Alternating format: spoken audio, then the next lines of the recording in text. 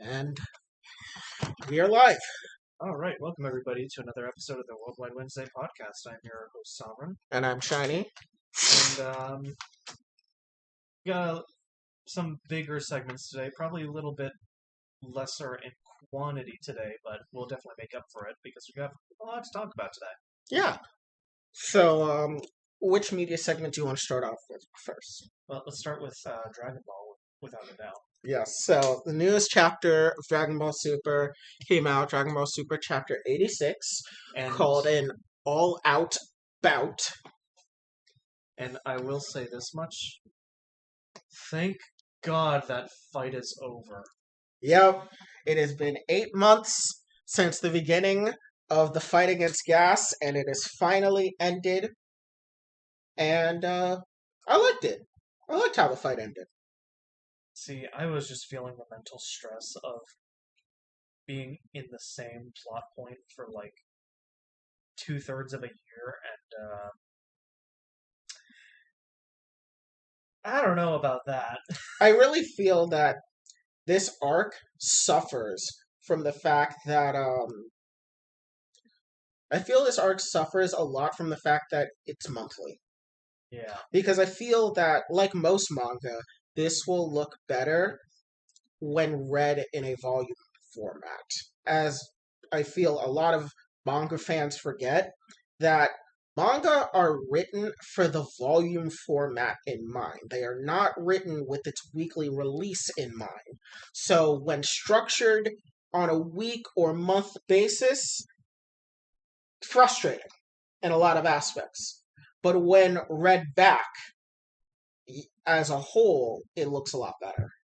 I don't know if I particularly agree with that because, mind you, back in the weekly releases of the Dragon Ball manga, they put their cliffhangers at the end of each weekly chapter, whereas with this, we get cliffhangers at the end of every monthly chapter, which means we get more cliffhangers in Dragon Ball, but with a lot less coming in Super. But the thing is that I'll say is that even back then, Dragon Ball was written with the volume format in mind.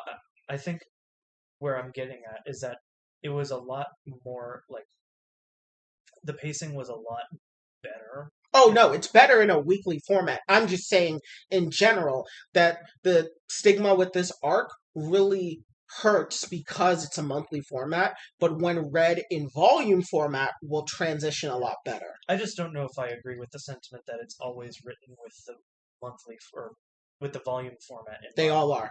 They all are. Because of how they are. It's because of how their contracts are and how Weekly Shonen Jump and Shueisha work. Every manga is written with volume format in mind because volumes is the true metric of how they gauge success of mangas to determine whether they want mangas to continue. It's through volume sales. So every manga is written with a volume format in mind. I noticed the pacing issue or the pacing differences between the two formats. So Yeah. that's just where I'm coming from with my perspective. Yeah, for me, I definitely see the differences between like the original Dragon Ball manga and Dragon Ball Super, and upon rereading Super in volume format, it's a lot better than when I read it monthly, and it flows a lot better like the original Dragon Ball did. And this is something I've noticed for every manga that I've read. When I reread chapters of One Piece, they flow a lot better when I read them in volume format versus reading them weekly. Same thing with Kingdom, Naruto, My Hero, Black Clover. All of these series flow better in volumes because usually how they structure it, because almost all the mangaka know which chapters are going to start and end a volume, and so they structure it so that the volumes work. So when you read the volume at the beginning, it feels like a natural beginning, and the end of the volume feels like a natural end. But that doesn't work with a weekly or monthly release schedule because you're waiting in that time period, and so it feels longer, and the story feels more dragged out than it actually is. Yeah. Because I guess I see where you're going, but I Because feel like yeah, like this problem could have been amended drastically if it was weekly rather than monthly. yeah, but see, that's another problem. That's completely out of their control Yeah, because mangas are released in magazines in Japan. They are not released on their own. They're all released as part of a magazine. And the magazines come out weekly or monthly, meaning they have no control over what to do. This has actually been a huge issue for the Pokemon Adventures manga, and that's why, for example, the Black and White 2 arc took over 10 years to finish. And that's because of the fact that they didn't have a magazine to put the manga in, meaning they couldn't progress the story. So it's kind of something that I really can't fault mangaka for because it is the fault it's a constraint of the medium. yeah, You like it can't I can't change. Like Toyotaro can't change the fact that he's doing monthly because the magazine that they have a deal with to release this in is a monthly magazine because the weekly magazine is full and these other mangas have contracts and deals that want them in there weekly. yeah, So I kind of have to divorce that aspect away from my enjoyment of these chapters because I know that it's a constraint of the medium that the story cannot change. There's nothing about the story that can be changed because of the way the medium is set up. yeah, So I kind of just have to be like, well, I'll wait for the volumes to come out because then it's better. Like yeah, when I reread the Tournament of Power arc, I hated it still because I just didn't like how Toyotaro did it. But I will say it was better upon reread than it was when I initially read it as it came out. yeah, yeah. I mean, both iterations of the Tournament of Power were, let's face it, poorly paced. Yeah, but upon rewatch and reread, they do flow a bit better. I Yeah, will say anime don't have to deal with similar constraints as manga, as anime don't necessarily get made with the Blu-rays in mind. yeah, Like, they get made with the Blu-rays in mind in terms of touching things up, but not in terms of how they pace and structure the episodes themselves. Those are not made with Blu-rays in mind, unlike how manga are. yeah, exactly. So I do think this arc will be a lot better when reread because I've seen a lot of people talk about the Moro arc recently and how upon reading the Moro arc in in the volumes that the arc is actually significantly better than they remembered Yeah. No, I because think yeah, because again, my biggest problem is the fact that, and I've stated this for weeks on end or months on end actually, that the ratio of plot to fights in this arc is very, very distracting. it's very lopsided. Like this arc has been very fight heavy, which I guess the best arc I could compare it to in terms of volume of fight to story would be the entire Android saga. Like from the beginning of when, I would say from when Future Trunks arrives to the Cell games, it's actually a lot of fighting. I remember I watched this all as Dragon Ball Z Kai, and then I've read the manga of it.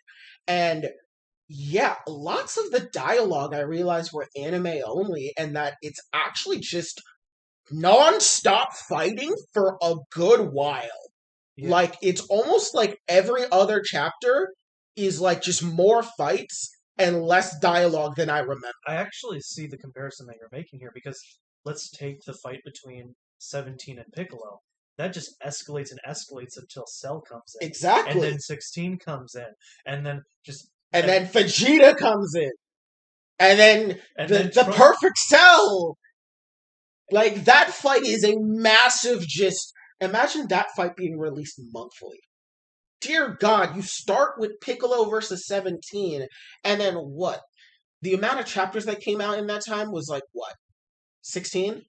Yeah. Like that's around like a little over like that's like a year and a half worth of chapters of just nothing but fighting with next to no dialogue.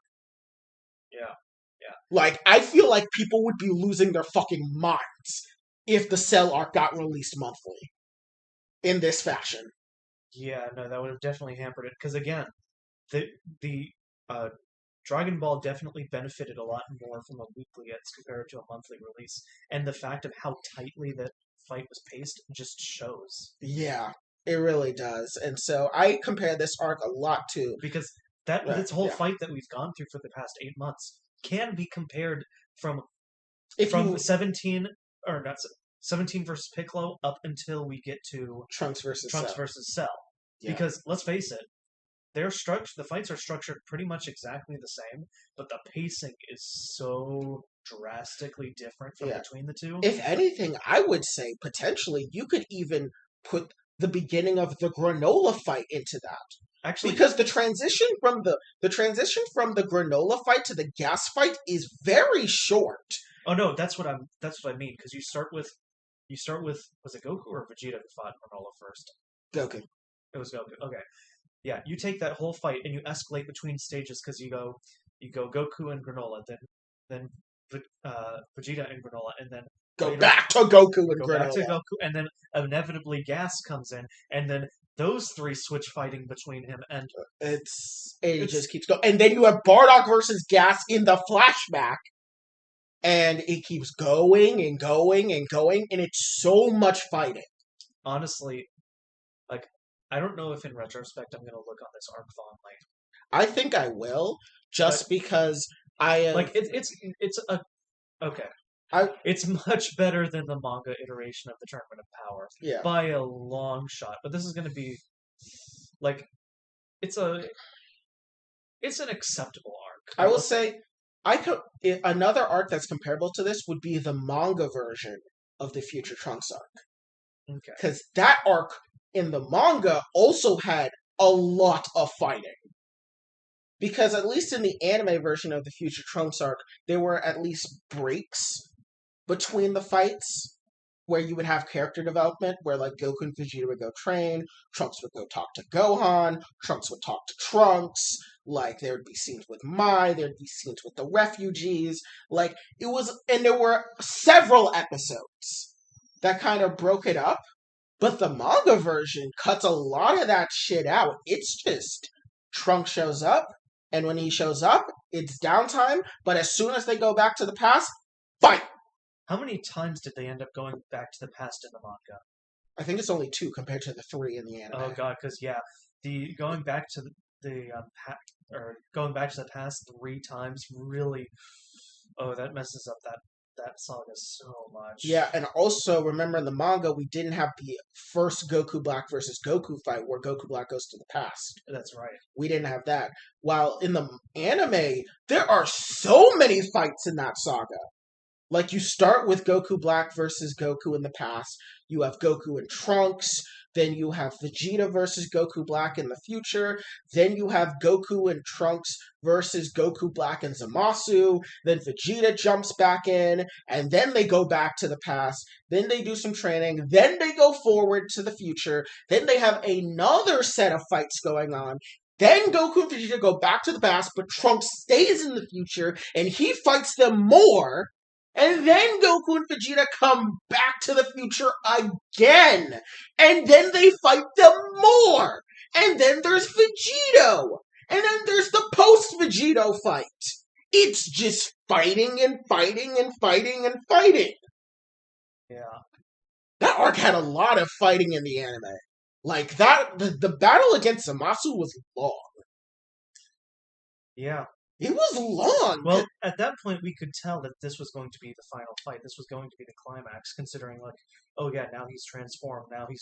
Now he's resorting to his last resort option. Yeah, like we knew it would be the final fight when the fusion happened. Yeah, Because the second time they went to the future, it was kind of unsure if it would be the final fight. Because even when Trunks transformed, no one thought he was gonna win. yeah, and then that brings up another problem I have. Like now the fight is over, but now it's very ambiguous. Okay, where are we on the as far as the plot line for this arc? Are we close to finishing the arc? Is there going to be another half that I gotta sit through? I don't know, and it's left extremely So ambiguous. I think the seeds for what is really the main conflict. Well, Let me okay, go. word it a little better, Okay, go. because let's face it, this arc is not over. We probably have a Yeah. few more months left, but based on the impression that I'm left with at the end of the chapter, I don't know where we are. So I think, based off of the seeds of what I've noticed, is that the Heaters are a family, and they're very family minded. But of them, Alec seems the most detached from his family, like the most willing to use them as pawns. And I believe that the main conflict that we have moving forward is Oil and Maki realizing that Alex sacrificed gas for the sake of his own plans, and that they no longer want part of that. Yeah. And do we even get an explanation? Because remember, we theorized like hell last month as to like what the wish could have been. Like, remember, I theorized that um, he was taking his own life power to power himself up. Which We, we believe he, which we believe that to be the case, but yeah, there's no indication to verify that or any other like thing. yeah. Like the fight ends, they leave, and that's kind of it. The other thing is also we still don't know what questions were asked to Zuno. We We brought only this up last week or last month and the month before. Where because we need to know, like it's those loose ends that were like, okay, yeah, we probably have like another year of this arc to go, because but like, where do we go from here? Like, because when we were in the Moro arc, like there was some loose ends. They were like, where did the Supreme Kai go? Why did they bring up Ub in hell, this like arc? the But one then they tied it up in the final fight. like for like half of the arc, the one thing hanging over your head is like, oh, what wishes did Moro make? And it paid off really well And here. then the other mystery was, what is Merus? Because Yeah, that was another one. what we're here, we've only got like I brought up how like I was curious what those things are because those or what the questions were because those seemed very like integral to the plot. Yeah. Whereas here, I'm not convinced the plot cares. So I think the plot will handle it, just because I just I feel like every arc Toyotaro has done, he's never left dangling questions. That's like the one thing he's always been made sure to clear up with every arc is that there are no questions about what anything where things went. Like you know what happened to everything. I still have questions about 7-3. But that's not but that's Moro arc leaving questions open. That's the granola arc opening a Oh question. yeah, we also have yeah, just to continue off of that, we still have 7-3. We don't know what's going on there. So I genuinely believe that. So we know that 7-3's purpose in Alec's plans was to steal his data and his memory banks to find Zuno. We know that's why he used 7-3. The main question about 7-3 is what did they do to him afterwards? Did they leave him? Is he on the ship or did they kill him? I think he's still on the ship, and I think we will find out the answer when we find out with the questions. If anything, hear me out on this. So you know how Zuno always asks for something? Yeah. So we know he definitely asked Maki some perverted shit because this is Dragon Ball. And it's a zoom out. Do you think he asked for 7-3 to be his new bodyguard? Because remember, both manga and anime show that criminals do try to go and intimidate Zuno. Even this arc reminds us that criminals try to intimidate Zuno when you look at 7-3's memory banks. Yeah. So you think maybe he just asked for 7-3 to be his bodyguard? I don't know. I feel like that would be a Toyotaro thing to do. Yeah. Again, so most of my mind goes to like again, I can't believe the fact that like I'm not happy with how this chapter left everything. Just because it's like it's good to leave things ambiguous for the future, but not to the point where like, okay, where does from here? Yeah. Well, I think one thing that I think a lot of us are doing, which is a mistake, is that we are viewing the end of the fight to be the end of the arc, Oh which no, no. Here's the problem: is that like no, I don't believe this is the end of the arc. I've said yeah, this multiple times, but the problem is that I don't think that the way that the chapter ends, it's again, I will say this multiple times because I believe that this is the fault of the chapter. It's not clear where we're going from here. So where do we go? Is this the end of the chapter? Are we at the midpoint? I Are think we? I think I told you where I think it's going. It's that Oil and Maki are going to find out about gas because Well, this is this has just been a because that's been a plot thread throughout the whole thing. Is that Elec has been pushing gas, much to the fact that Oil and Maki think he's going too far. This has been repeated pretty much every chapter yeah. Well, it's to the point. I will say this at the very least. I think that this chapter just lacks a gripping cliffhanger. Yeah, well, I think that's where this whole sentiment yeah, across the community is coming from, because let's just face it. Like, remember last chapter we got a really gripping cliffhanger with what's this? what's his Oh, new power? what? Or he's grown super old. What's going on? Like that. Let's face it. That was a pretty decent cliffhanger Yeah, to a decent chapter. But this one ends with the big bad defeated, but the arc not ending. yeah, so it's and I'm very headstrong on this opinion. This chapter did not have a good ending. Yeah. I It, wonder it's I it's wonder a if it's because we're so used to the fact that in Dragon Ball arcs end when the villain is defeated, and this is probably one of the first arcs ever since like the original Dragon Ball where the arc didn't end with the defeat of the main villain. again, and I'm going to say this over and over and over again.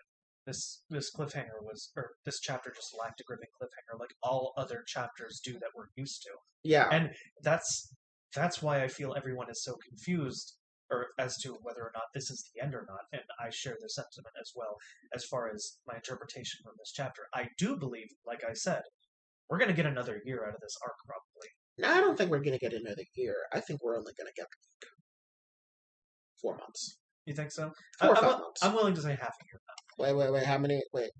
We're in the seventh month. They're 12 months. Yeah, 4 or 5 months. Yeah, I'll go ahead and adjust that to say that, half a year then. Yeah. But the issue is that this ending doesn't lead to anywhere. Like again, like I said at the beginning of the segment, Dragon Ball thrives off of the cliffhangers, especially in the weekly releases that we get that help the pacing be so tight. Yeah. Whereas here, Gas vanishes, Yeah. Well, and he doesn't vanish. He's just unconscious. or you know what I mean. The villains leave, effectively ending the fight. Well, they're not. They didn't leave. They're there. It's just the fight is over. Yeah. They're all standing in the same place with Gas just unconscious in a bunch of trees because, he fell from orbit. So it's not like they're gone. So It's so the conflict is still there. It's just where is the conflict going to go? and that's my biggest problem is that it's left up in the open and not in a satisfying way. Well, part of me wonders though, like I kind of think about it like this: is that I mean, do you think they would have let the heaters go? Like all things considered, things are not over. Oh, of course. Yeah. So That was never my argument. no, I know. So I'm like, I mean, is it reasonable to assume though that that defeating Gas would have just ended things to begin with? No, I don't believe that. I don't believe that. Oh, Gas is defeated. This is the end of you. End of the whole conflict as a whole. No, I do not believe that. Yeah, because I felt some people felt that, and I was kind of like, well, I mean, we always knew that the main villain was Elec. It was just that this is one of the first times where the main villain isn't the strongest fighter. Yeah, The main villain is the puppet master, and the strongest fighter is his puppet. it's So, kind of like the Broly movie. yeah, I was about to. Kind of like the I Broly was gonna say movie. the Broly movie is like the only other one where the main villain wasn't the strongest one. But mind you, the difference being is that in the Broly movie, Frieza still would have given Goku and Vegeta a run for their money in the fight. Yeah, Versus Elec, where We're pretty confident that Alec is not strong enough to challenge them. Versus Frieza, where if Frieza invaded Earth on his own, it still would have been trouble. Yeah. Um, But again, I just feel like the response that you're seeing is really just an element of like again I just hate this ending. It wasn't like it's not terrible. It's just very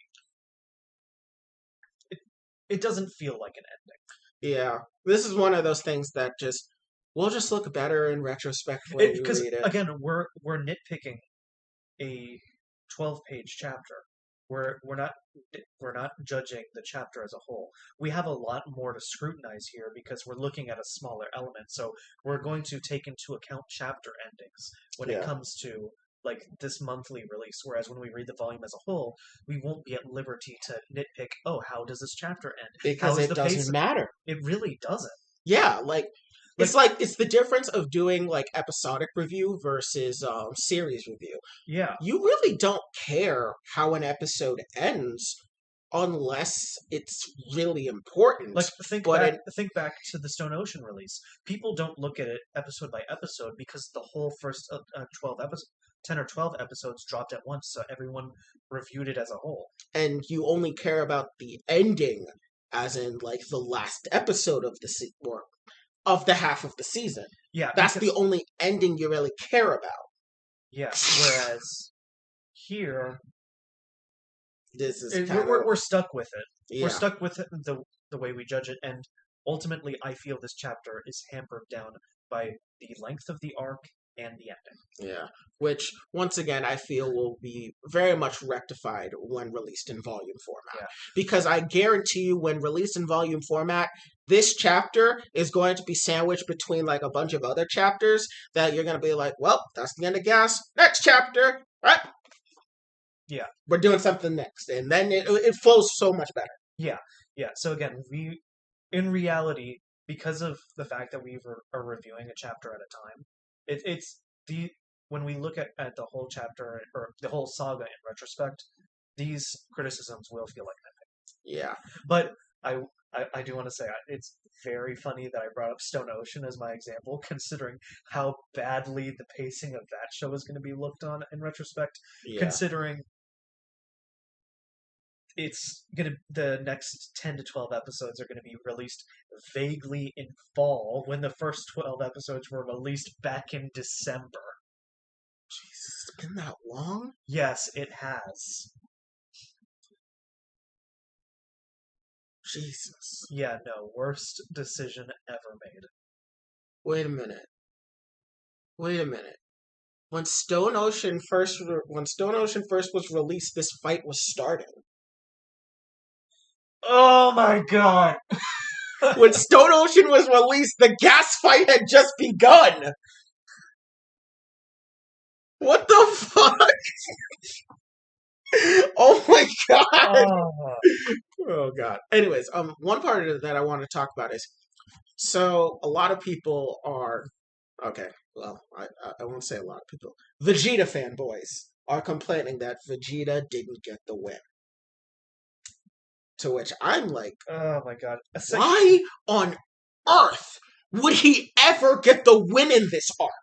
See, as a Vegeta fanboy myself, I don't care. We got good moments from him earlier in the arc.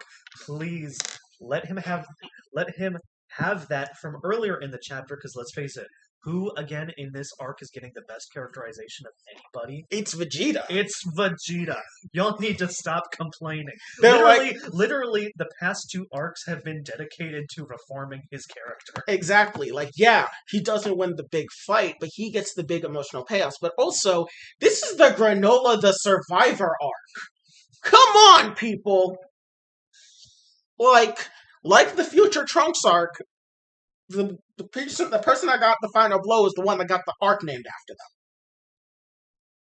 them. And I'm happy that Granola got the final blow. I'm happy about it. And I also like that the attack that he used to defeat Gas is the same attack he used when he was going to do the suicide versus Vegeta. Yeah. Also, Susanoo Goku has returned, which was amazing. I was not expecting it to return. So here's one complaint that I've had with the most recent outings with Dragon Ball, is that a lot of the things that we're seeing, and the Tournament of Power is extremely guilty of this, is that a lot of new things that pop up don't come back. Where is Super Saiyan Blue Evolution? Oh no, Super Saiyan Blue Evolution's been used throughout this entire and the last arc. I'm mostly referring to like the manga, because where was it in the Broly movie? Oh, well, the Broly movie is an entirely different beast handled by a different. The Broly movie makes sense why it's not there. That was just But I'm happy that it's I bring that up because yeah. that problem is avoided here, and I'm happy that Well, it's the back. manga has been using Blue Evolution ever since the Moro arc. It's very weird because remember back when the anime and manga were coinciding and they actually like split the blue forms, like they had Super Saiyan Blue perfected. Meanwhile, Goku was doing Kaioken times 20 on the other end. Yeah, Like the differences between the manga and the anime have been so weird when it comes to utilizing Super Saiyan Blue. yeah. But Vegeta did get Blue Evolution in both the manga and the anime. Okay. And in the full color version, if you read the full color version of the Moro arc and the beginning of this arc, he is using Blue Evolution. He has been using Blue Evolution. The real thing is he's just not been using Blue. He's just been going from base to Super Saiyan to Blue Evolution. He has not even touched Super Saiyan Blue. Yeah. Again, this is mostly an anime complaint. So to see this being avoided in the manga Yeah, makes me happy. Susanoo Goku came back, which was really good. And also, I really liked the teamwork of it all, where Vegeta distracts Gas, and then Goku grabs Gas, realizing that the planet will get destroyed. But Granola, who is still, he got his eyes blasted out, so he can't really see all that well. He has to use Oatmeal, who has been his aim assistant from the beginning of the arc, to actually help him get the shot off. Let's face it, if this was the end of the arc, and like I said, I'm not convinced it is, but if it was, that would have been time to blast the OP.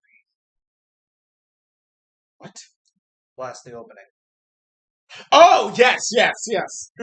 I thought, for some reason, I was like, OP, did you mean blast Oatmeal? What did Oatmeal do to deserve that? No, yes. That would be the time to be blasting the opening. Yes. For sure. Because that, in all honesty, when this is animated, I feel like that scene will be reminiscent of when Goku, Frieza, and 17 fought Jiren. In terms of how desperate it felt, where it's like they're low on energy, they need to beat him. He's weakened. They can beat him, but they gotta work together. Yeah, because let's face it, I will say the biggest highlight of this, like even though my opinions on this chapter are more negative than anything, my favorite moment was, of course, Oatmeal helping Granola to aim properly because it was a really creative. It was really good. I also liked how Gas fought. For one, the Tim stomp when he literally stomped in Goku's chest with a pair of Tims was insane. He was done with his constructed weapons. He realized the true weapon all along was the drip. Wait, what do you mean? This is the evolution of the constructs. He realized that, wait a minute, the only construct I need is the drip. The drip is the construct! And so he smashed Goku's chest in with fucking oversized Tims! Like, can you imagine a geriatric old man fucking falls from the skies with oversized Tims and pushes your chest in? Because that's what happened to Goku. He literally got his shit rocked by an old man wearing Tims. But all jokes aside, I really did like how that was an evolution of Gas's constructs because it makes sense. His old body is way too frail to physically fight them head on. But his constructs aren't. Yeah. They're strong enough to handle it. Because I noticed throughout the fight, he never physically engages Goku with his actual like hand to hand or skin. He uses telekinesis to try and break his neck. he uses a ki tornado to try and kill him, and then he uses ki constructs and ki blasts, but he can never touch him because when Goku kicked him, despite being weaker, his body is so degenerated that he can't even handle a kick. Like that straight up, the kick to his chest straight up burned him, which I will say gave me a lot of Legends Palpatine vibes when he said that my power is no longer constricted to my flesh. And I was like, oh, fuck. Oh, please don't tell me of better iterations of post episode 6 Palpatine, please. Please. But anyways, it reminded me of that because it's really cool. And part of me does wonder, do you think it's possible that Gas will come back like how Zamasu came back in the anime? Oh god, I hope not. A being of ki?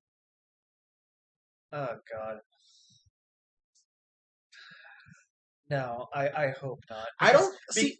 I'm of two minds. Because Goku says that his power and spirit are completely out of sync, which reminds me a lot of how Sagambo died. Because his power was so much higher than his body could actually handle that he straight up just died fighting Goku because he had too much power. So I was like, damn, that's just like how Sagambo went down. But Gas didn't seem to be in as much pain as Sagambo was when he was overflown with power. Gas seemed that he can still control the power, while Sagambo lost his mind and then just died. Like a mental shut. He literally had a mental shutdown straight out of fucking Persona. That's how Sagambo dies, but Gas didn't. So part of me is kind of wondering, will Gas's consciousness be able to control the ki? Part of me thinks what actually will happen is this. Gas's consciousness will try to manifest the ki, but what will happen is that it will just explode.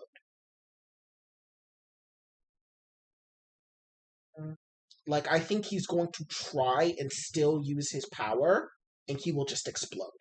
Because he is so out of sync that his consciousness can try and manipulate it, but it has no conduit anymore, that it's just gonna... It's an interesting idea, but we'll just have to see. Yeah, like, part of me thinks that Gas's whole death is going to be, he's going to still try and fight, and it's gonna kill him. Because he can't.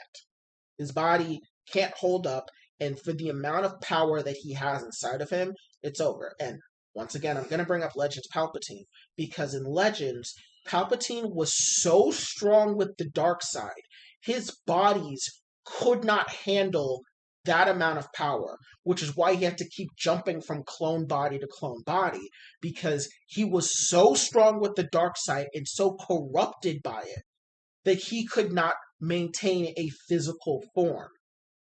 And so he was literally just the Force that would manifest in his physical bodies, and then they would degrade and die, and he'd have to manifest again into another body.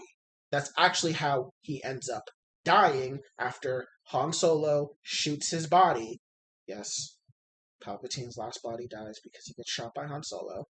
And then another Jedi uses his Force spirit to latch onto Palpatine's Force spirit and drag it into the Force equivalent of hell.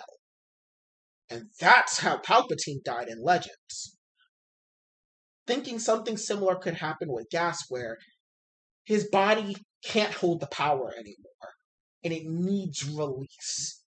And he's going to try and control it as it's trying to release, and it's going to boom! I guess we will see. That's how I think it may go down, because I think that's going to be ultimately Gas's undoing, because he also described the feeling of his cells being destroyed by this power as euphoric. Which lets me believe that he's going to try and do it because it feels so good. which is another divergent from Saganbo, because Saganbo looked like he was in an immense amount of pain by having his body and his power be so out of sync, while Gas thinks it's the greatest thing ever. I'm at least happy that you were able to look forward to the future of this arc. Because me, on the other hand, I've already expressed my opinions on that. I'm just spitballing ideas because I know Toyotaro is a massive Star Wars fan. He's also a massive Marvel fan. So I'm like, let me think of things from the things he likes that he would pull inspiration from. Because we all know that fucking scene between Meros and the Macarini gang was pulled straight from Solo, and you will not tell me otherwise. And we also know he's a big fan of Marvel because remember when he traced that Goku over Captain America? Yeah. So he's a big fan of these things. So I'm like, let me think of things that happen in other franchises that he likes that he may adapt. And the concept of power of a consciousness trying to use power that body can't control and it backfiring horribly sounds exactly like something Tortaro would pull and try to use in Dragon Ball. Because remember, he was a fanfic writer first, and you know how fan fiction works. Yeah. So, geez, 40 minutes already. Wow. Fuck. All right. Well, let's just go ahead and give our overall opinions. So, again, my opinions on this chapter are more negative than positive. Though I will say there are some highlights that I still did enjoy.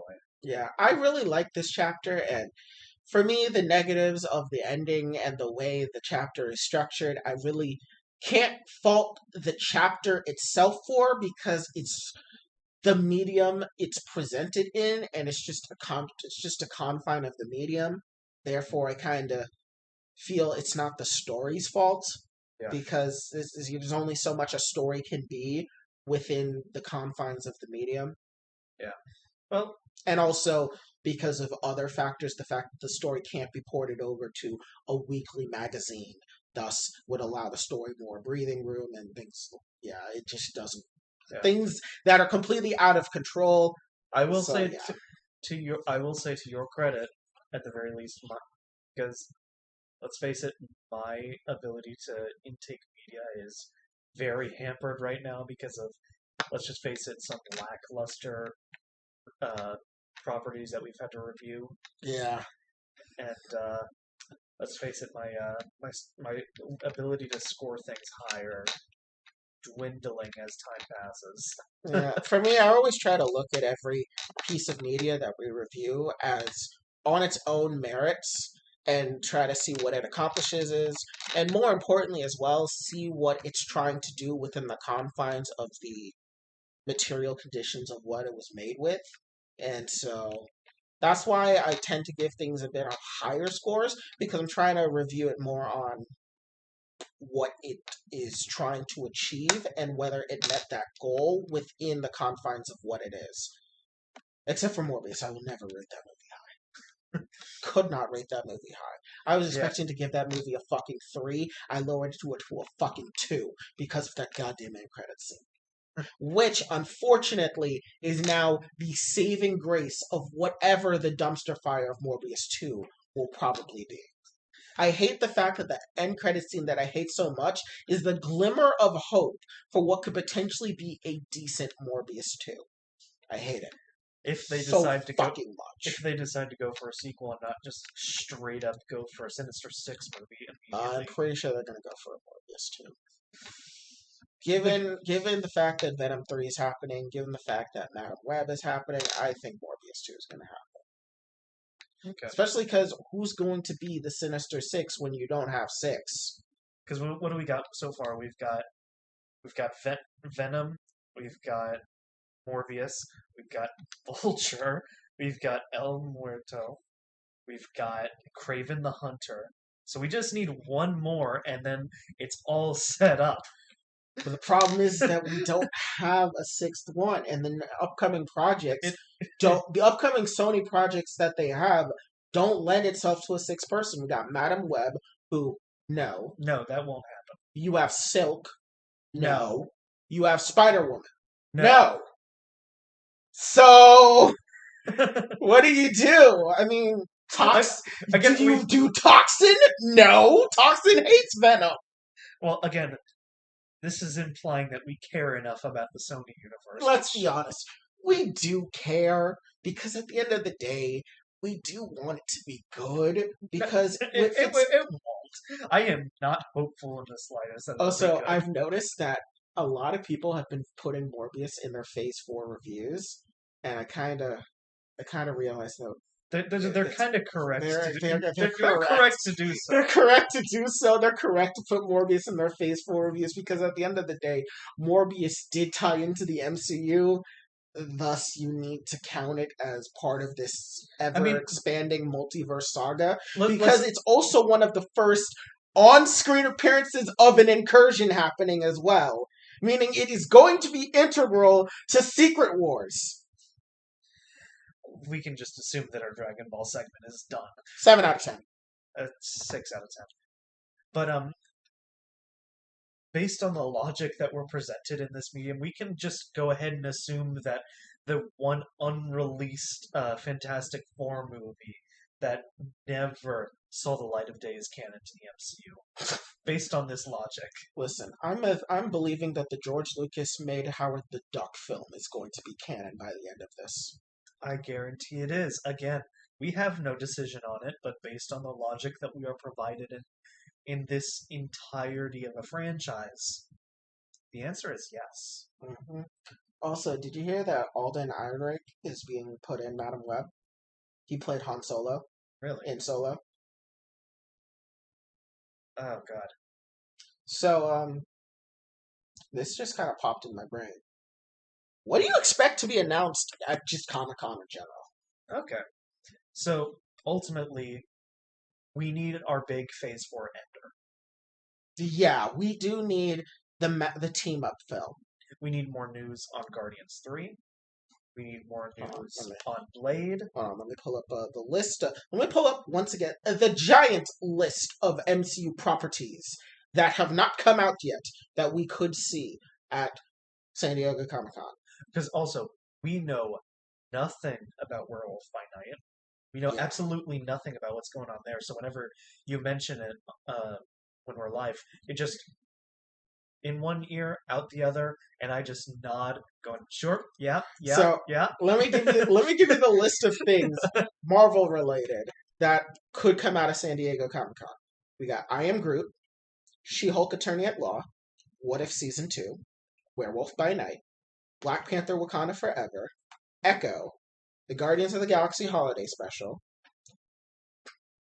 Kraven the Hunter, Ant-Man and the Wasp Quantumania, Secret Invasion, Ironheart, Guardians of the Galaxy Volume 3, Spider-Man Across the Spider-Verse, Spider-Man Freshman Year, The Marvels, Madam Web, Blade, Agatha House of Harkness, Loki Season 2, X-Men 97, Fantastic Four, Armor Wars, Marvel Zombies, El Muerto, Spider-Man Beyond the Spider-Verse, Captain America 4, Daredevil 3, Silk, not Daredevil 3, Daredevil, not Daredevil 3, Deadpool 3, fuck, Captain America 4, Deadpool 3, then Daredevil, Silk, Venom 3, Spider-Woman, 10 Ring series, Wakanda series, Thunderbolts, Nova, Wonder Man.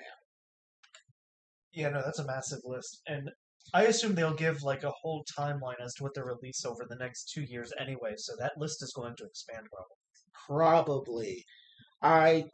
So part of me knows they're going to announce new shit that isn't on this list because this is Marvel we're talking about.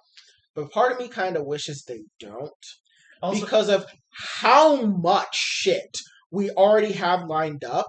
I kind of want to know more about that stuff before we even think about moving forward. That pretty much just helps with what I'm saying about Werewolf by Night, because again, I don't even care to process whenever you say anything about it, because like we know nothing about it. Yeah, do you know what's the craziest part? Technically, Werewolf by Night has not even been officially announced. It's just an open secret that it's a thing coming out this Halloween. There has been no official announcement about Werewolf by Night.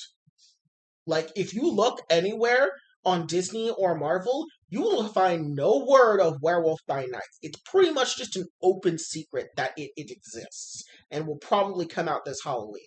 You think this Halloween, considering we know nothing about it? It's being pushed as the Halloween special. I almost question it at all, or it happening at all, considering that will be around the same time that She-Hulk will be playing, and also we are like a few weeks out from learning about that series when it's going to be releasing earlier than Halloween. So it's definitely going to come out. So so Werewolf by Night has been an open secret for more than a year, and everyone and their mother has said that it's this Halloween. It's going to be this Halloween. It is going to be a Halloween special, and it will be the first of many Halloween specials, with rumors already popping up that the next Halloween special will be about Man-Thing, who is also supposed to be in Werewolf by Night. Hell, the whole plot synopsis of Werewolf by Night has leaked. Apparently, they're going to do a dual release with the original release going to be in black and white, and then the follow-up release going to be in color.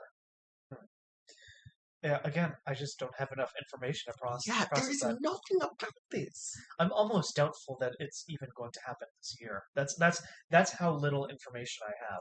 Yeah, it's kind of crazy how close we are to its release and that they've said nothing, but the fact that everyone in the industry knows it exists, says it exists, and says that it's coming out this year, it just hasn't been officially announced. I kind of wonder why it hasn't been. Honestly, with the lack of information we're getting, I'm not convinced. You can't convince me until I see actual proof that it is being filmed. I mean, I can point to you all the leaks from all the leakers that have been talking about this for over a year. Like, these people, like, they've staked their claims over less. And, like, to be honest, like, it's just kind of been accepted, just in the broader Marvel fandom, that it's a thing. So that it's kind of just like, it's kind of just like, it's a thing that's going to come out. The worst case scenario is that they announce it at D23. Because, like, that's, like, no hype at all. I guess we will see, because, again... Especially because this Werewolf by Night is going to be integral to this whole Blade, Black Knight, Midnight Suns thing that we got teased. That's another thing. We don't know anything about Blade. That's going to be coming out. That's coming out next year, right? Check the release date. Blade will be coming out, to be determined. Oh god. All the things that we know coming out next year are Kraven the Hunter, Ant-Man and the Wasp, Quantumania, coming out February 17th. Guardians of the Galaxy Volume 3 coming out May 5th. Spider-Man Across the Spider-Verse coming out June 2nd. The Marvels coming out July 28th. Madam Web coming out October 6th. And that's it. Forgot. El Muerto coming out January 12th, 2024. How the fuck does this have a release date already? What the fuck? How the fuck did this get a release date? Also, Echo is supposed to come out this year, apparently. I do not see that happening. I am sorry. With how much time that She-Hulk is going to take up, considering it's a 12-episode series. Yeah, you can't convince me of that. Like, the things that we have left, like, if you look at the picture I'm looking at, half of this list apparently has not come out yet. So, if you look at the list that I'm looking at, the first half has Moon Knight, Morbius, Doctor Strange, Miss Marvel, Thor, Love and Thunder, and I Am Groot. I Am Groot still hasn't come out yet. Then the second half of the list has She-Hulk, What If Season 2, Werewolf by Night, Black Panther Wakanda Forever, Echo, and the Guardians of the Galaxy holiday special. That's 6 different projects. No, I'm wrong. That's 7 projects that have yet to release this year that are rumored to come out. And none of them are by Sony either. These are all Disney. Yeah, I'm just going to hamper my um, opinions until next week when we actually get info on it.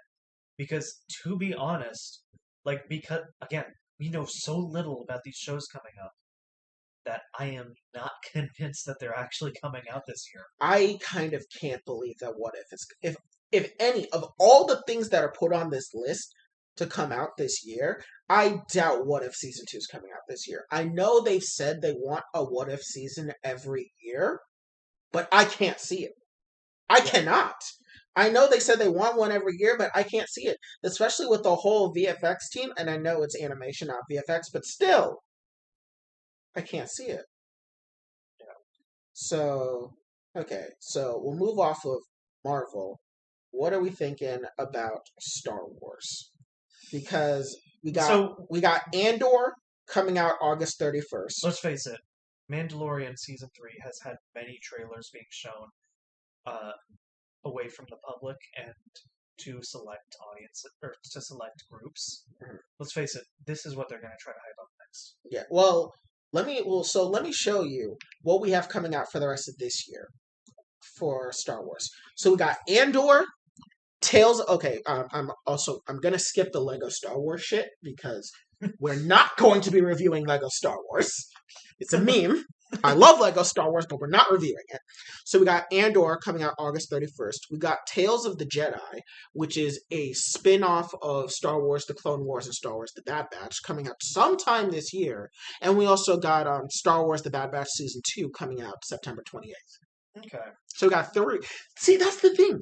This is more realistic than Marvel's slate. They only have 3 shows coming out for the rest of the year. And they're a much smaller production company. Yeah, which makes sense for 3, while Because- Marvel has 7. Because meanwhile, that's just LucasArts. Yeah. You got all of Marvel Studios tackling all of that, and I feel like this amount of projects would be more appropriate. Yeah, it does. Which, I mean, also leans into the fact that, the constant spew of content is leading to mediocrity, as we see. Yeah. Which, oh man, they're making it really hard for me to get invested and excited for some of this stuff. I'm not gonna lie. I have more fun speculating than whatever they have, to spew out. That's kind of true for me at times. I really do enjoy the speculation process almost more than watching it. Yeah. Just a little bit. But there's also some stuff that's coming out in 2023 and beyond that I think will also get shown. Obviously, Mandalorian Season 3, that comes out the beginning of next year. Yeah, I feel like that's a big thing they're going to focus on. Especially because the trailer information's out there. And probably they're going to have a big segment on Andor, but they're gonna need to make sure that they try their damnedest to make people care. Because again, I didn't care about it when I first saw the trailer. At Star Wars Celebration, I know for a fact that Andor, Bad Batch, Tales of the Jedi, Mandalorian, and Ahsoka all had trailers shown off. So I believe these trailers will be publicized at E3. The Ahsoka show is also supposed to come out next year. Did I say E3? You said E3. Comic-Con. E3 died. Rest in peace. But yeah, the Ahsoka show is also supposed to come out next year. We got Vision Season 2. We got the game Jedi Survivor, which we don't have consoles to play it on, unfortunately. We got Skeleton Crew, which is going to be a Disney Plus series. We have The Acolyte, which is going to come out sometime. We have Taika Waititi's Star Wars movie, which coming out next year. The fact that he has. Oh, remember the story I told you about how he asked Natalie Portman if she wants to be in the movie? He's like, hey, do you want to be in a Star Wars movie? She's like, I was in 3! What are you talking about? Which, oh god, that's not a good reflection on what they want to do. How do you forget Natalie Portman was in Star Wars? That's one of her biggest set of movies! But anyways, we got Taika Waititi's movie. We got the Lando show. We have Patty Jenkins' Rogue Squadron. That's still being made. We have Star Wars A Droid Story, which I'm guessing is going to be an R2-D2. We have Kevin Feige's Star Wars movie. And we also have Rangers of the New Republic somehow still in the works, despite one of their main actresses getting booted for being a fucking retard. Yeah, because what was I gonna say? So it looks like they. Do you think they would stray away from trilogies with these two movies coming up? So there's 3 movies coming out, and I guarantee you they are not a trilogy in the slightest. Yeah. One's made by Taika Waititi, the other's being made by Patty Jenkins. I believe Rogue Squadron's still being made by Patty Jenkins, and the other one's being made by Kevin Feige. I cannot see these being a trilogy. Yeah, because let's just face it, because between just comparing Feige and Waititi themselves, they have very different styles. Yeah, and I mean Taika Waititi has more, to our knowledge, has more experience with Star Wars because he did make that really good Mandalorian episode. Yeah, because I mean, outside of Star Wars and Marvel, he's made like, good movies, and his style is very comedic, Mhm. and he can pull off satire very well. But I don't know what Kevin Feige's gonna do though. and That's the thing that surprises me. also does like humorous overtones work in Star Wars? It entirely depends on who they follow. For example, if the Taika Waititi movie followed Hondo Onaka, that shit better be fucking hilarious. Because if it's not, I'm gonna be pissed. Because Hondo is hilarious. He's one of the best characters from Star Wars: The Clone Wars. He is hilarious. I'll believe you on that. He is. Let me explain to you what he did. I don't think we've got time for that. No. I will explain it to you. Do you know how he captured Anakin and Obi-Wan? Wow. He got them blackout drunk and then just put them in jail. And they woke up without their lightsabers, handcuffed to Count Dooku, who they also kidnapped. I don't think we'll get a movie on him, but okay. But I'm saying, for example, that would require comedy. Because that shit's comedic as fuck. But if you're following, let's say you follow the Inquisitors, zip it. I don't want it. I don't want comedy if I'm following the Inquisitors. Or Darksiders. Or really any evil faction. Don't give me comedy. Give me comedy when you're going with third-party people. Like, if this is about Gungans, yes, I want comedy. If this is about space pirates, I want comedy. But if this is about the New Republic, no. If this is about the Empire and the Imperial Remnant, no. The Sith, no. Mandalorians, no. Cut it! Don't do it! Yeah, because outside of Marvel, like I said, he has a very comedic and satirical, directing style. Yeah. Like, have you seen, because one of the other films of his I've seen is, have you seen Jojo Rabbit? I have not seen it, but I know it's hilarious, and I know he played as Hitler. Yes. Yeah, so, just for reference, he somehow made a movie about 1940s Germany be hilarious. I mean, there is a lot of material to work with, all things considered. I mean, sure, but you have to be very ambitious to pull it off, and he did. Yeah, without being offensive is the real thing. Oh, yeah. Yeah, it's very easy to make World War II funny. Is it easy to make World War II funny without being blatantly disrespectful and anti-Semitic? That's harder. Yeah, but I mean, he could pull it off, because in that movie, despite the fact that it is extremely funny, there is a huge emotional gut punch in that scene that he pulled off extremely well. Oh, good. After Thor Love and Thunder, where he overindulged on comedy, especially through his self-insert character, I'm now slightly worried about his take on Star Wars. But I do think, and this is very strange to say, Star Wars has a bit more creative control and restraint when it comes to massive tone shifts of their properties. I will say that is one benefit that they have, but let's just face the fact that the one thing they don't have over the MCU is their ability to plan. Yeah. If it's not Dave Filoni, it ain't planned. Dave Filoni seems to be the only guy over there that seems to want to plan shit. Which makes sense because he was a massive Expanded Universe fan. And he tried his damnedest to try and get the Expanded Universe stuff, Because neat when George Lucas was like, "Fuck it." because let's face it, the last two things we were talking about, the comedy and the ability to plan, are the biggest problems with the latter third of the Skywalker saga.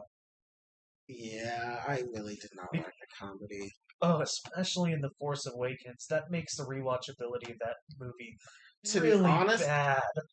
I keep saying how I think The Last Jedi is the best of the trilogy. The Last Jedi was the best with comedy too. As in, the comedy didn't happen too much. So when it happened, it was good, it was neat, and they moved on. Versus Yeah. the Rise of Skywalker, they fly now. Yes, Finn, they fly. You should know that. You were one of them. Oh no, I still think that the worst bits of comedy was in the Force. Like, mind you, I still like The Force Awakens, but you cannot rewatch that movie more than once. The only funny scene is that's not how the Force works. No, Which is that, only good because you know Han's character and what he went through. so the worst joke for me is, oh, how do you, so we can trust you, right? Like, you have the background to do this. Well, yeah, I worked in sanitation. Like, that joke was so bad. And you know what's even worse is that it's a retcon because they not a retcon, they retconned it. Did you know that Finn is actually supposed to be a very elite first order stormtrooper?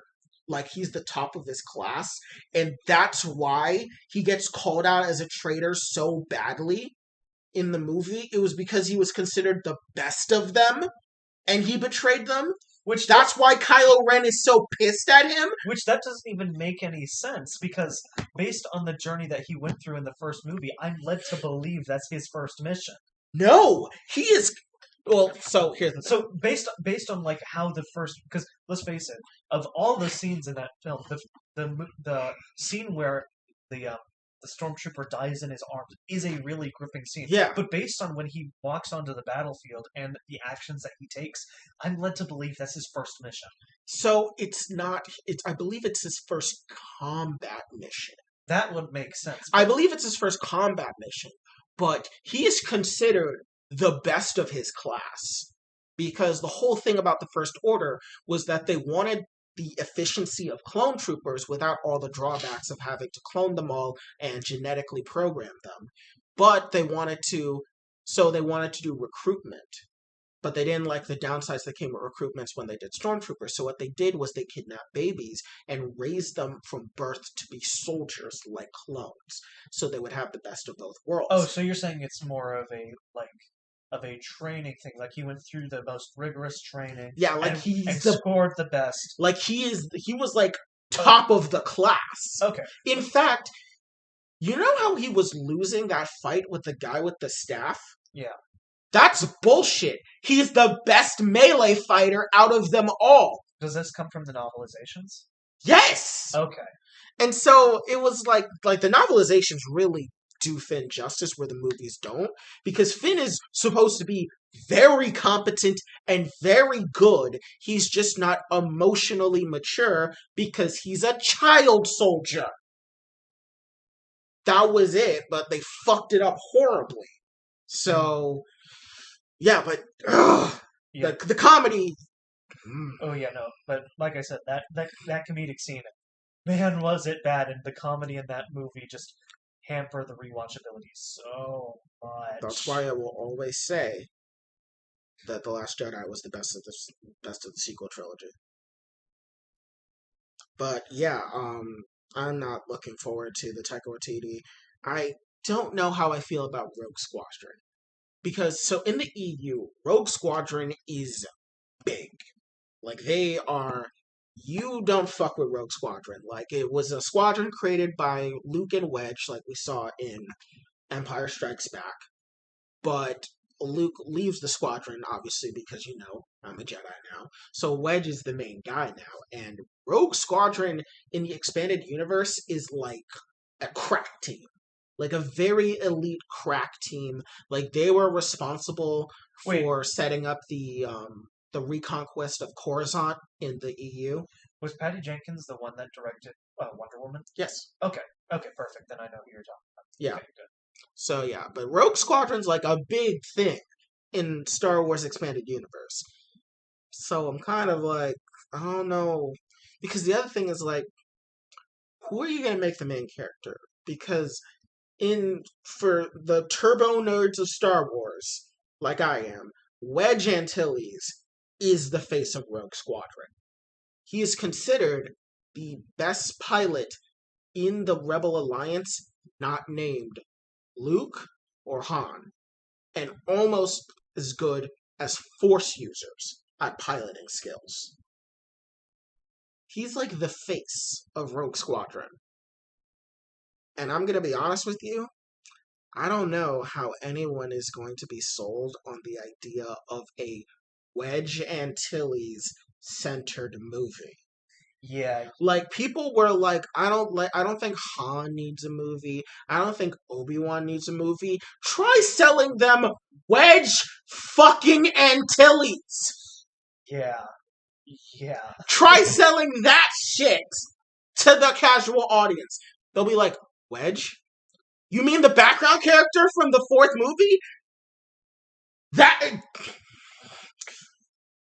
And even though Wedge is goated, and yes, it was Wedge that technically blew up the second Death Star, I mean, I'm just saying, no one gives a fuck. So I'm like, how are you gonna do this? they You almost can't do Rogue Squadron without Wedge, but who gives a fuck about Wedge? yeah, I'm kind of in the boat. Like, yeah, you kind of have to make original characters for this. Because I'm like, you can't do Legends characters. Because if you do Legend characters and you do them shit, it's over. Like, the only Legends character that's been brought from Legends to canon that has been done well, in my opinion, is Grand Admiral Thrawn. And that's it. I don't know if you're going to be able to do that with this movie. It could be good. I've heard that Patty Jenkins wants to make a Top Gun-esque movie with it. Which, to be fair, is perfect for Rogue Squadron to be Top Gun-esque. I mean, I'll be honest with you. I think Top Gun was actually fairly good because, and I hate that I actually liked the sequel. I hated it so much that I actually found it to be better. I mean, that's good. But that's what they kind of want to emulate it. And I think that's good, but... Wedge! It's fucking Wedge! Come on, it's Wedge! Who's gonna watch a movie about him? Or do you think it'll be like actually one for one, where like, oh, he's the instructor, and the main characters are actually the students? That I could see, but I don't know if the turbo nerds will like it. Because here's the problem with the Rogue Squadron movie. The title Rogue Squadron clearly is appealing to turbo nerds.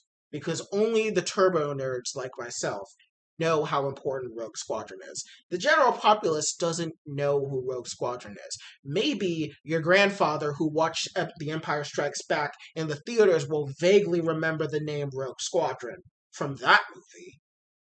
But the general audience doesn't know what the fuck Rogue Squadron is. So, you see where I'm getting at? Yeah, yeah. Like, so I don't know. I'm not looking forward to really any of these movies. I'm more interested in the shows, to be perfectly honest with you. These movies, no. Because based on what we've seen in the past, it looks like Dave Filoni has more control of the shows at the very least. Yeah, it's Dave Filoni. Because he was, like, George Lucas straight up said Dave Filoni is his Padawan. Yeah. Like, he groomed him to be his successor. So I would hope Dave Filoni has more creative control. But I'm not excited for any of these fucking movies. Taika Waititi hasn't really done anything for me after Thor Love and Thunder. Rogue Squadron, I just see it as a colossal fuck-up waiting to happen. And I just don't know what Kevin Feige can do for Star Wars. Yeah. I mean, this will probably be a passion project for him. I will say his producer role in Miss Marvel was good. Yeah. Because he produced that show, and I love that show. What do you think about the Lando show?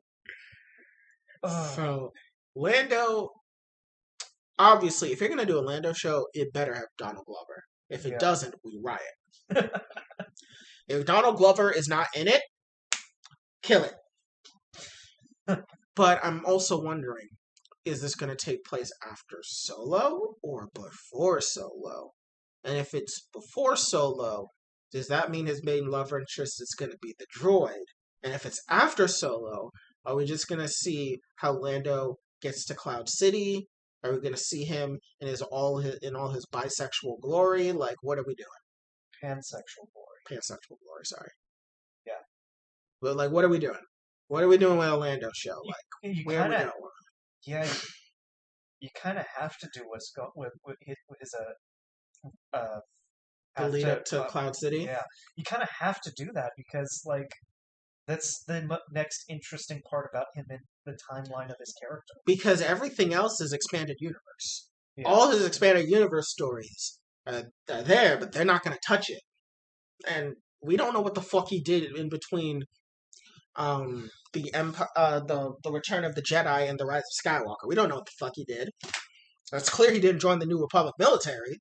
So, no, he just hid out on that island, enjoyed the festivities, and enjoyed the vast amount of species that were to his that were open to him. Yeah. And then waited. You know what? I'm going to join the rebellion again. Yeah, I guess so. So I don't know that a droid story. This looks like an R2. This looks like an R2D2 focused story. I'm going to have to assume this is R2D2 in between 3 and 4. But I don't know how much of a story that's going to be because he was with the Organas.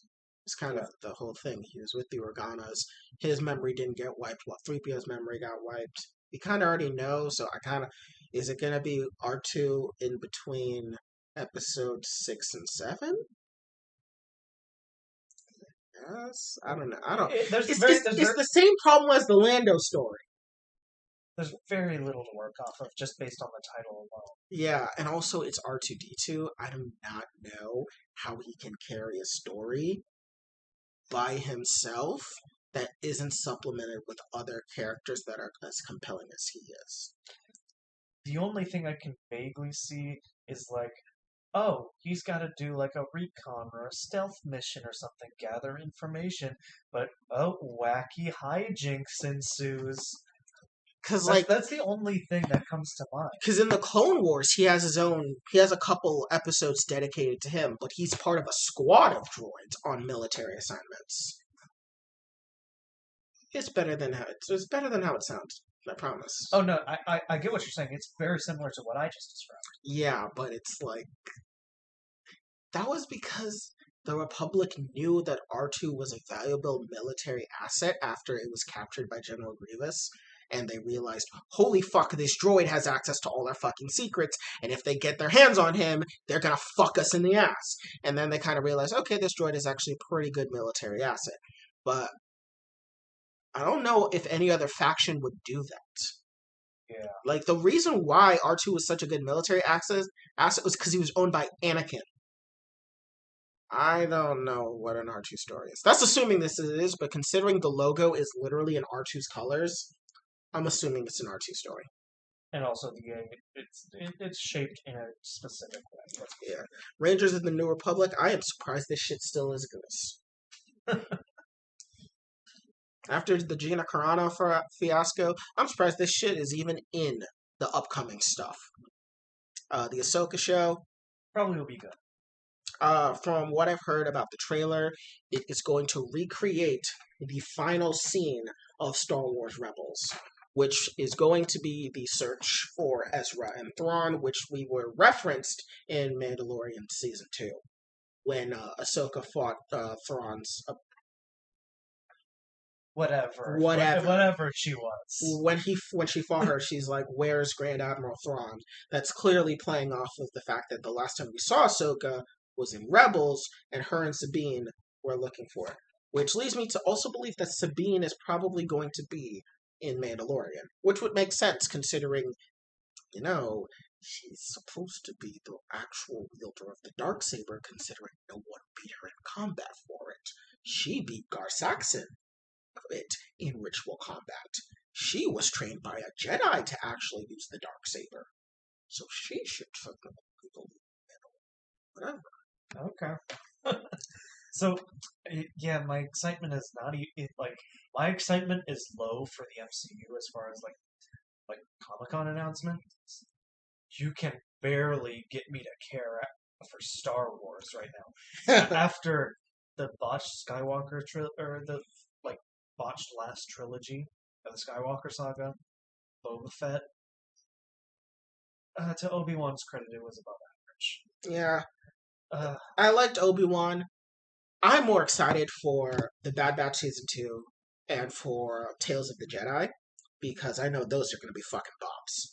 Because Bad Batch season 1 was good, and if Tales of the Jedi is a spin off of the Clone Wars, that's just going to be fucking good. Because I liked Clone Wars. I liked Rebels when it got to the end because it actually started to get good. I liked Bad Batch. I think Tales of the Jedi is going to be pretty good. The live action stuff, the only one I'm actually truly looking forward to in any meaningful capacity is Andor. and I'm the complete opposite from you on that one. Yeah. I'm looking forward to Andor and The Mandalorian season 3. That's about it. The rest of this shit, I kind of have no faith. And so to round out our triumvirate, we will now talk about the DCEU. Oh, right, that is a thing. So we got Black Adam coming out in 9 days. I'm sorry, what? Black Adam comes out in 9 days. I need a new franchise anyway. Let's get going here. I'm joining the degenerates in the DCEU. I need a new franchise to get it into. So we got Black Adam coming out July 29th. Oh, wait. I know what's coming after. I was just about to say it. So we got Black Adam coming out July 29th.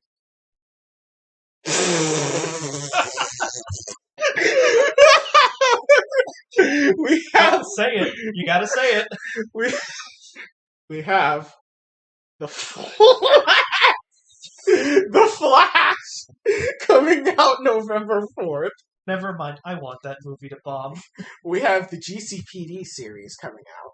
Which, that's probably going to be tied in with...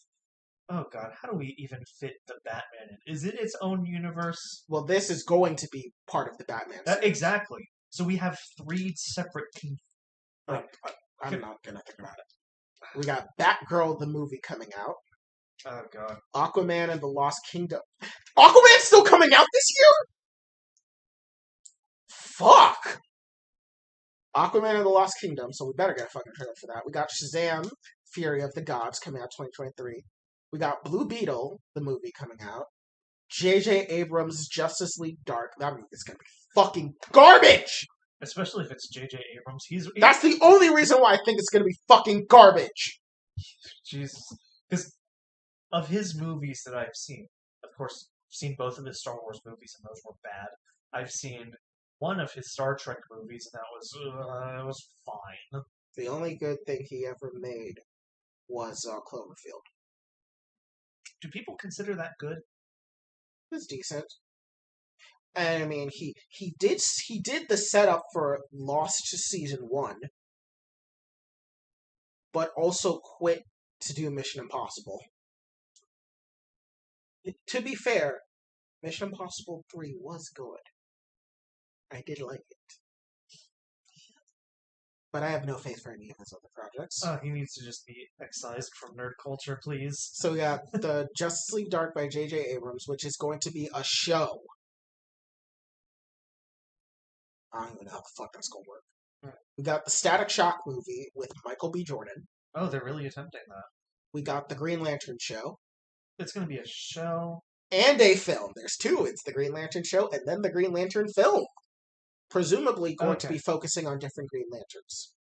Okay, that would make much more sense then. Which would make sense considering we have... How many Green Lanterns? We have Alan Scott, Hal Jordan, Gardner. It's Alan Scott, Hal Jordan, Jon Stewart, Guy Gardner, Kyle Rayner, Simon Baz, Jessica Cruz, Joe, and Teen Lantern. Now so we got 9. Make this show exclusively about Guy Gardner. If they make something about Guy Gardner, they need to include, of course, the infamous panel of when Batman literally knocked him out in one punch, with Blue Beetle screaming, "One punch! One punch!" That scene is iconic, and if they do anything with Guy Gardner, that needs to be in it. We also have Patty Jenkins, The Amazons, which will be a show. Then, of course, Patty Jenkins, Wonder Woman 3. We have Our Man. We have J.J. Abrams, Constantine, Oh, why Constantine? which will be a show. Ugh. We also have J.J. Abrams again, but this time with Ta-Nehisi Coates doing Superman, which I believe this will be the Calvin Ellis version of Superman, President Superman, if you will. And then we also have Emerald Fennell's Zatanna, which will be a movie. And then on the animation front, we have Neil Gaiman's The Sandman. We have Bat Wheels, so we're not talking about that. We have Superman and Lois Season 2. I didn't even see Season 1, but I heard it's good. It's probably one of the only good CW shows.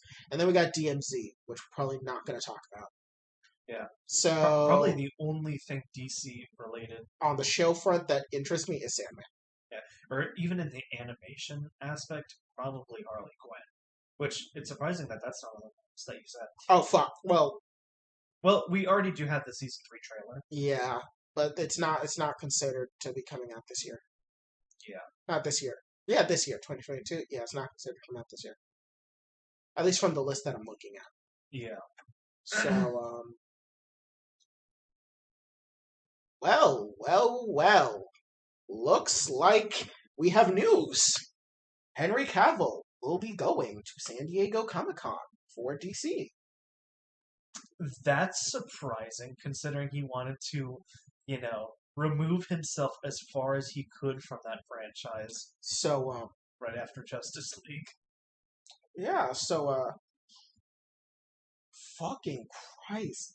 Joaquin Phoenix gets paid $20 million for Joker 2, Jason Momoa $15 million for Aquaman 2, and Dwayne Johnson $22.5 million for Black Adam? Yeah, sounds about right. Fucking hell, they're fucking making gold. Anyways, let's talk. Oh yeah, obviously Joker 2 as well. Something coming out. So, what are our expectations for DC? Let's obviously do Black Adam because that's the one coming out this month. So, based on the fact that based on the trailers, it doesn't look like The Rock's going to be playing himself. You know what I'm talking about. Yes, He's got a character. Yes, he plays it really well. But let's face it, the fact that they're making him play an actual character, it could be good actually. Yeah, I mean, Black Adam is a villain that's nowadays more of an anti-hero. I mean, we saw him in the death of the Justice League, and he was clearly on the good side. And so far in Dark Crisis, he seems to be on the side of the good guys. He just only wants Nightwing to lead the team because Nightwing is the only superhero he respects right now. But for the movie, I think it will be good. I think it could be good. I mean, they're handling the Justice Society, which is one of my favorite superhero teams, the Justice Society of America. And we know Black Adam's going to be in the movie. We know the Atom is going to be in the movie, Al Pratt. We know that Red Tornado, my Hunkle. We know that Dr. Fate is going to be in it, Kent Nelson, and what was the other Justice Society? Hawkgirl, which I believe is going to be. I hope it's Shira Hall and not Shira Thal, because that would be way too confusing. Shira Hall's the human Hawkgirl, Shira Thal is the Thanagarian Hawkwoman. Hawkman is confusing, don't ask. As you've explained it before. But, yeah, that one could be good. Moving on. I hope this movie's bad. The Flash! Hope. So, how the fuck are they going to advertise this movie at Comic-Con, considering their lead actor is on the run from the police across the country? How the fuck can they spin any good PR out of this movie? Ezra Miller is running from the police as we speak. He's in another universe. I know this because he posted it online. I swear to fucking They God. posted it online. How is this movie going to do anything? Their lead actor is a fucking felon!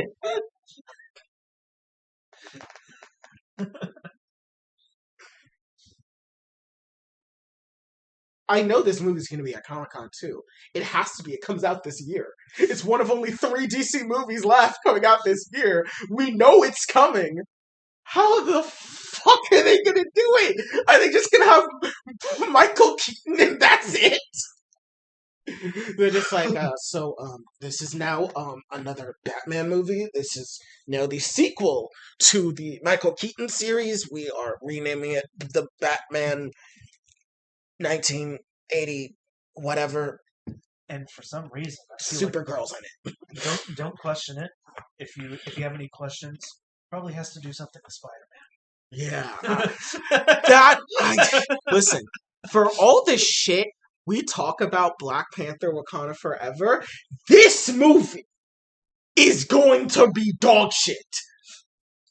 This movie's going to be garbage. And even if it is good, like the backlash that's gonna come, like just the slew of backlash that's gonna come from this movie. Good God, and I am going to revel in it. I don't know how the fuck they're gonna spin PR for this. I don't know how the fuck. Is this why Henry Cavill's coming to Comic-Con? Is this why Henry Cavill's gonna be there? I've heard rumors that him and Ben Affleck were gonna be in the movie. How the fuck are they gonna do it? He's a fucking felon! Oh my God. I don't oh my God. This movie went from what was supposed to be ushering in a new era of the DCEU is now the biggest dumpster. Seriously, how the fuck are they gonna run this press junket? I need to know. Like, I know Warner Brothers Discovery right now is in the process of literally burning everything related to Ezra Miller right now. Like, it's like that scene in SpongeBob when he forgot his name and his brain set itself on fire. That's Warner Brothers Discovery right now with Ezra Miller. What is his name? What is his name? What is his name? We forgot his name.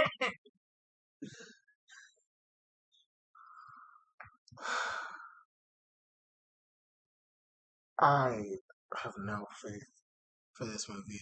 I don't even know how they're even going to attempt to outdrum a pipe for this at Comic-Con. What if they don't? What if they just don't? They invested millions. There are contracts that have been signed. People have been working on this for years. What if they just give it like a little 2-3 minute like blurb in their like presentation video and just don't do anything else? What about the audience questions? Oh, look, Shazam! Fury of the Gods. You guys want to see that, right? How are they going to deal with any questions about this movie? Look, Joker 2. This movie, god damn it!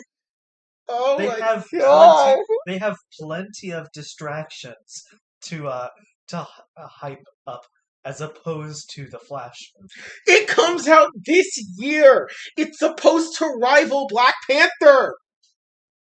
Oops. Shouldn't have hired a goddamn felon. See, here's the problem. Look at these two movies. Black Panther has a dead lead, and The Flash has a felon lead.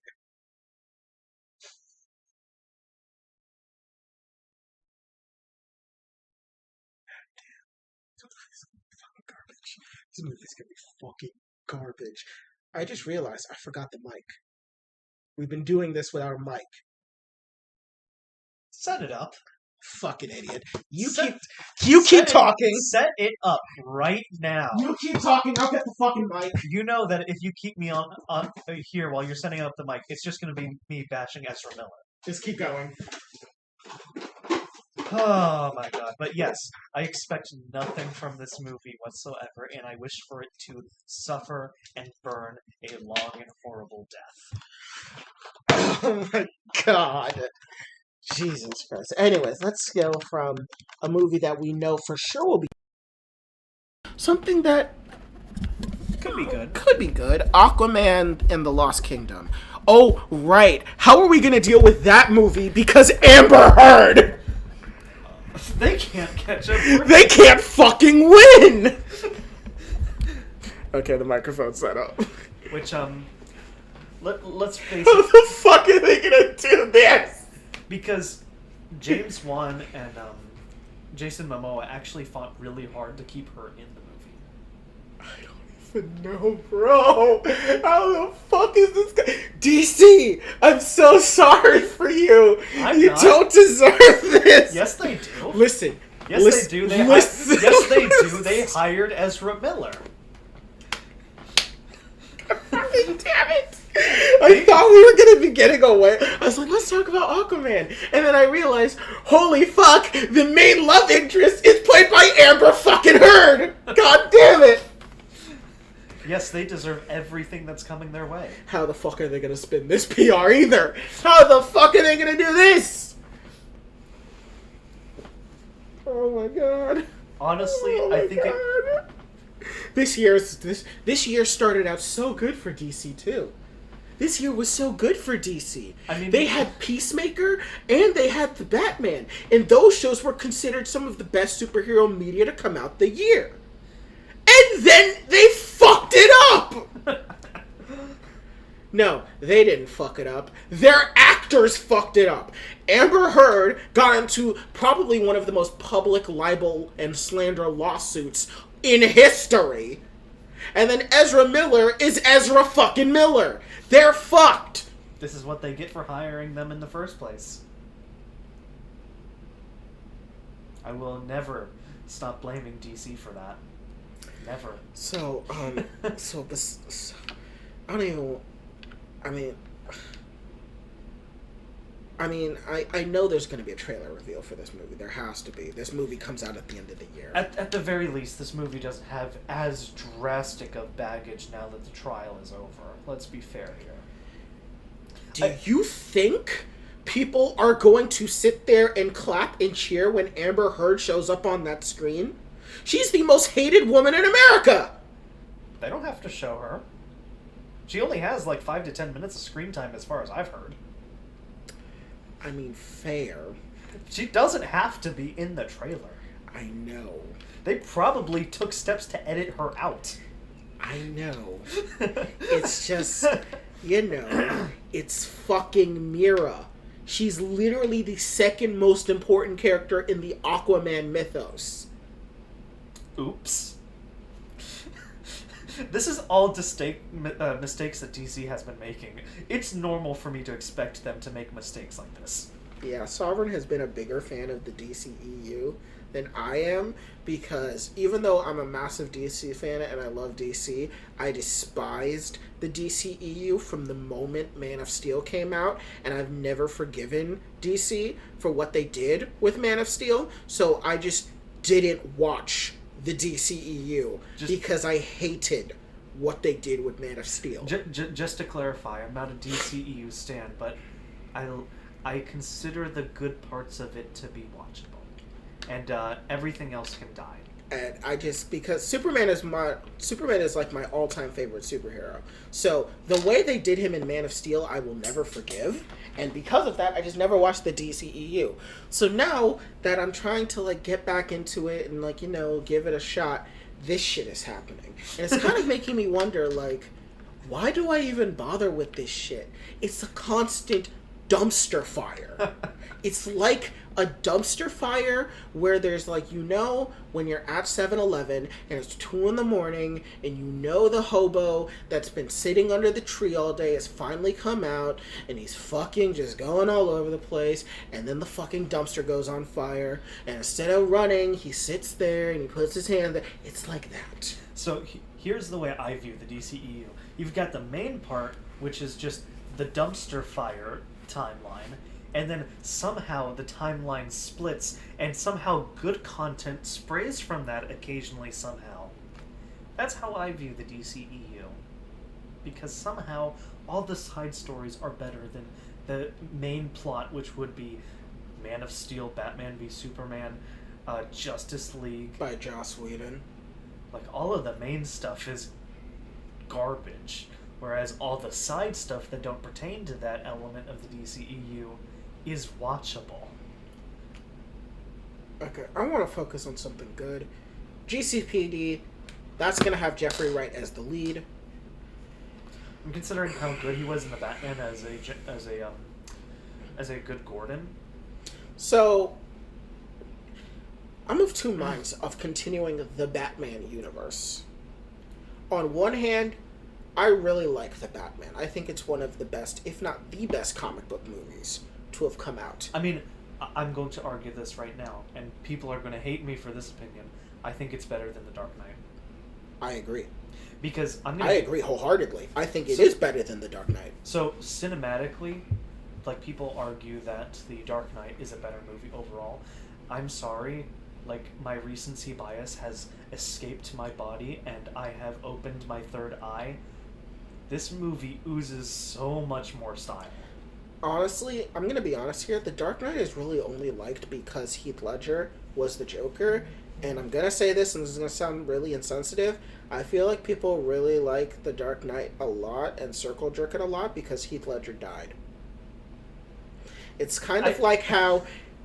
This is another comparison. It's kind of like how, for a long time, people knew Kobe Bryant was good at basketball and easily top 10 and top 5, but no one put him in the GOAT argument until he fucking died. And now all of a sudden, oh yeah, LeBron can't compare to Kobe. Bullshit! But anyways, it's like that. I don't necessarily agree, mostly because fundamentally it is a top-notch film made by a really good director. No, it's not to say that it's not a good movie. But the way it gets jerked to be the greatest superhero movie of all time, I mean, yeah, that's why. To be perfectly fair, I wouldn't even consider The Dark Knight better than Infinity War. I think it's great. I think in terms of all-time superhero movies, it's top 5 hands down. But I don't think it's better than the Batman or Infinity War. Yeah, because again, like, think about things that people say about The Dark Knight being good. What can you list? Like, not just good. Not just good. I'm sorry. A top tier superhero flick. Gritty, realistic, like, or not good villains, good dialogue, good music, good cinematography. Now go to the Batman. It has all of those. It has all of those, but it has style. It has lighting. Like, it has, like, the music is much more recognizable. Like, Nirvana sounded amazing in the Batman. And I cannot tell you a song that was as memorable from The Dark Knight. Yeah, whereas, like, the main theme, it's very memorable, and I'm gonna spew out another hot take here. Like, people saying that the main OST of the Batman doesn't have much variety. I'm sorry, but I live for moments like that. I'm an anime fan. Parts when they blare the main theme are moments I live for. Yeah, so when they play that shit's fucking amazing. So that's hype. I'm sorry, but I live in the community where people rave over the Giorno piano. I'm sorry, but moments like that are what I live for, and somehow the Batman brought that in, and I'm sorry, nothing in the Dark Knight's soundtrack can compete with that. I'm sorry. Do you know what really makes the Batman better than the Dark Knight for me? What's that? The fact that Gotham feels like a distinct character. Like, Versus in The Dark Knight, it's Chicago. Yeah, and also I'm sure you've heard these arguments too. The whole like, oh, Batman can just donate and fix all of Gotham's problems. That argument works for The Dark Knight very vaguely, but good God, does in it? The Batman? No! God, no, it won't work! It's actually gonna fail miserably! And guess what? They actually show that it did. In fact, not only did they show that it did, it's the main fucking plot! The idea that, no, Bruce Wayne can't just donate money, because it would just go into the hands of corrupt people that would then feed all the crime that he hates. So, yeah.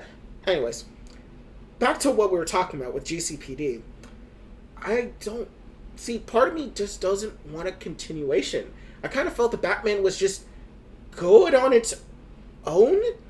Like, kind of like how Joker was good on its own. I was just about to bring that up because people don't want a sequel to Joker up until they heard the news that, oh, they're going in a unique direction with it and making it a musical.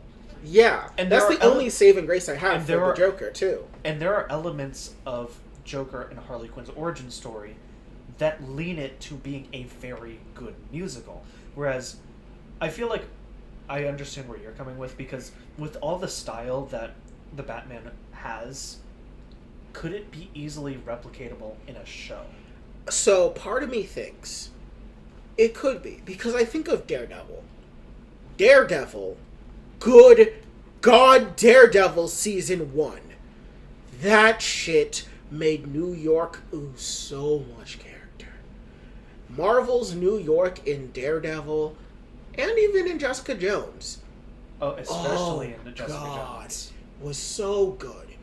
And so I think if they can tap into that, I think I'll become more, more in favor of a GCPD spinoff. Because one thing you also have to consider is just the extreme direction that they took their lighting. Can they replicate that with the budget of a show?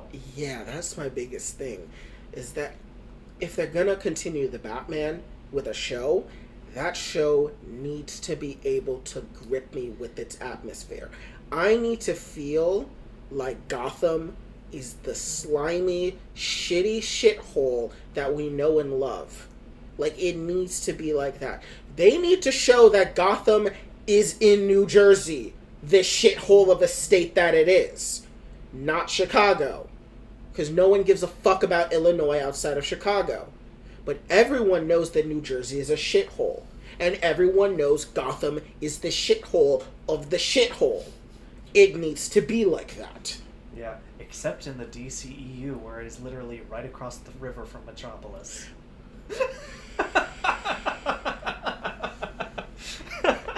Remember that decision? You're making me heavily reconsider ever reviewing DCEU content on this show. I fucking hate the DCEU. But again, like I said, we've got one timeline that has all the side stuff that's actually really good, and I just excise the main timeline out of my intake of media. We got Batgirl, which I don't believe is part of the Batman series of stuff. I believe it's going to be part of the main DCEU, to which I'm kind of like, how the fuck is this going to work? How the fuck is this even going to work? How do you do Batgirl? Oh, I know. And I swear to God, if you say Bruce Wayne love plot, I will fucking choke you to death. Moving on. Shazam Fury of the Gods. I know. She could be an intern at Wayne Tech.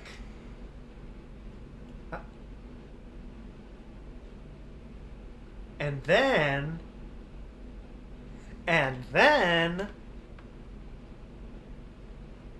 Do not finish that thought if you value your life. We are moving on to Blue Beetle.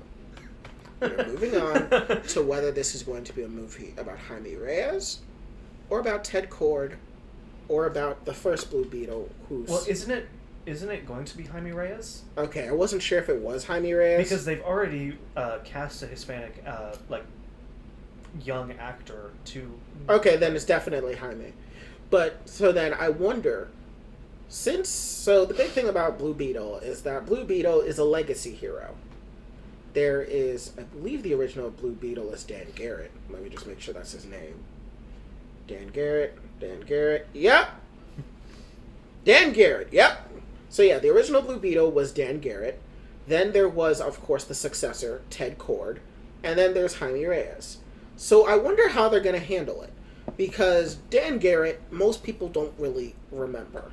He's the first Blue Beetle. No one really even realizes the Blue Beetle actually is that Jaime Reyes is the third generation of the Blue Beetles. So it's kind of like, in a way, like how there's the original Flash. Oh, they do that a lot. DC is full of legacy heroes. Some of which you don't remember are legacy heroes. Like the Red Tornado we're seeing in Black Adam is one of the original Red Tornadoes, but not the robot named John that we think about. Yeah. So, I don't think Dan Garrett's going to be in this movie. If anything, he'll be an Easter egg. Ted Kord, I think, has to be in this movie. But my thing is the story usually goes like this. Ted Kord gets killed, usually by Maxwell Lord, or killed by an assortment of villains, sometimes Deathstroke, Sportsmaster, whoever. The moral of the story is Ted Kord dies, and the scarab that he studies, because he never was able to harness the power of the scarab, comes into possession of Jaime Reyes. So I'm wondering how they're going to handle that. Because I believe Ted Kord has been referenced in the DCEU before, but never shown. Is that correct? I don't pay attention enough to be able to point that out. Okay. So I'm kind of wondering how they're going to do it. And I also wonder who they're going to make the villain. Because the whole thing about the Blue Beetle Scarab is that it's a piece of Reach technology, and the Reach are an intergalactic, empire that conquer shit, and they're going to try and come to Earth, and that. I don't know how they're going to handle that. They could pull a Captain Marvel. They could, but aren't there other Beetle antagonists who have the power of the Scarab as well? I don't believe so. Actually, the only one I can think of is Black Beetle. Because that's the one that comes to mind. Yeah, there's Black Beetle, but remember, Black Beetle is the Reach's thing, and I believe him being a Reach enforcer is really only something that came about through Young Justice. Which, obviously, they could still pull from.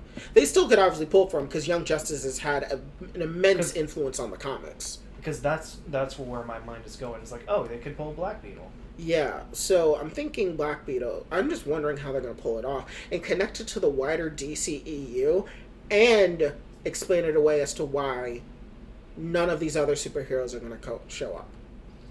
Because Marvel... in phase 2 they weren't good at it, but by phase 3 and 4 they were pretty good at giving you reasons as to why the fuck the Avengers don't give a fuck about these other stories happening. Nah, I don't agree. That is a decent criticism of the MCU. Cue Spider-Man eating hot dog gif.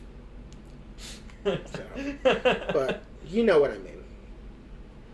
I don't know how they're gonna do it with Jaime Reyes. See, and also the other thing is that a big part about the Blue Beetle mythos is Booster Gold, the greatest superhero you've never heard of. If they introduce Booster Gold, that would be great. The problem with introducing Booster Gold is, 1, he's from the future. 2, he's Rip Hunter's son. No, he's Rip Hunter's father. So, there's that. And, I don't know how that's going to work, because that's a lot of time travel. So, and I don't think the DCEU can survive a time travel plot after the Flash is going to fuck everything up. That is true. I don't know if they're going to survive anything with time travel. I feel like, if anything, Booster Gold's going to be a post-credit scene. Because I just don't know how to feel about the Blue Beetle, because I really don't know what direction they could take him in. Oh, who would be a good actor for Booster Gold? You have to get someone who oozes unironically, I would have said Ryan Reynolds would have been a good Booster Gold. Like, you have to find someone who has, like, Johnny Cage levels of self-importance. But also can show how serious he can be, because the whole thing about Booster Gold, he's the greatest superhero you never knew. He, at some point, becomes a legitimate superhero, but so he doesn't fuck up the space-time continuum, has to pretend to be a colossal jackass. Yeah. So, you have to be able to portray both aspects of it. You have to portray the fact that he feels like a fucking failure because he gave up the fact that he could have been a professional football player because he decided to cheat. And then he got a dead-end job at the Flash Museum, and then all this shit happens, and he's now basically like a time superhero, and then he tries to be famous. Like, this is turning into what if Booster Gold got his own shit, but I don't know a good actor to play him that isn't Ryan Reynolds. When I think of Booster Gold, I kind of think of Ryan Reynolds. Yeah. But he's so entrenched into his Deadpool persona. Like, I don't want him to be playing Booster Gold as Deadpool. Because, I mean, let's face it, he had criticisms of that back when he played Detective Pikachu. Yeah. So I don't want him. I wouldn't want him. So I don't know. Like, who's another funny, charismatic white guy that could play a deep character? That looks like he would be a fuck up. Oh, I almost don't want... nah, not Chris Pratt. No. God, no. Please don't make Chris Pratt Booster Gold. They're making him Mario. Don't do this. Don't do this.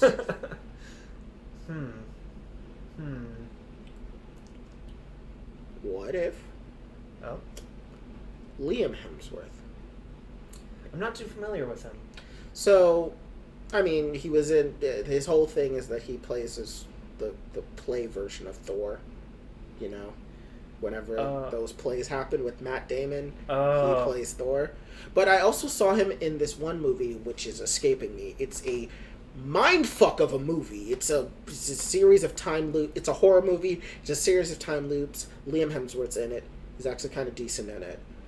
But I think Liam Hemsworth could potentially pull a Booster Gold. He has the frame for it, for sure. Because Booster Gold is jacked. Which makes sense. He nearly went pro in football. But yeah. Anyways, let's move to Justice League Dark. Hate it.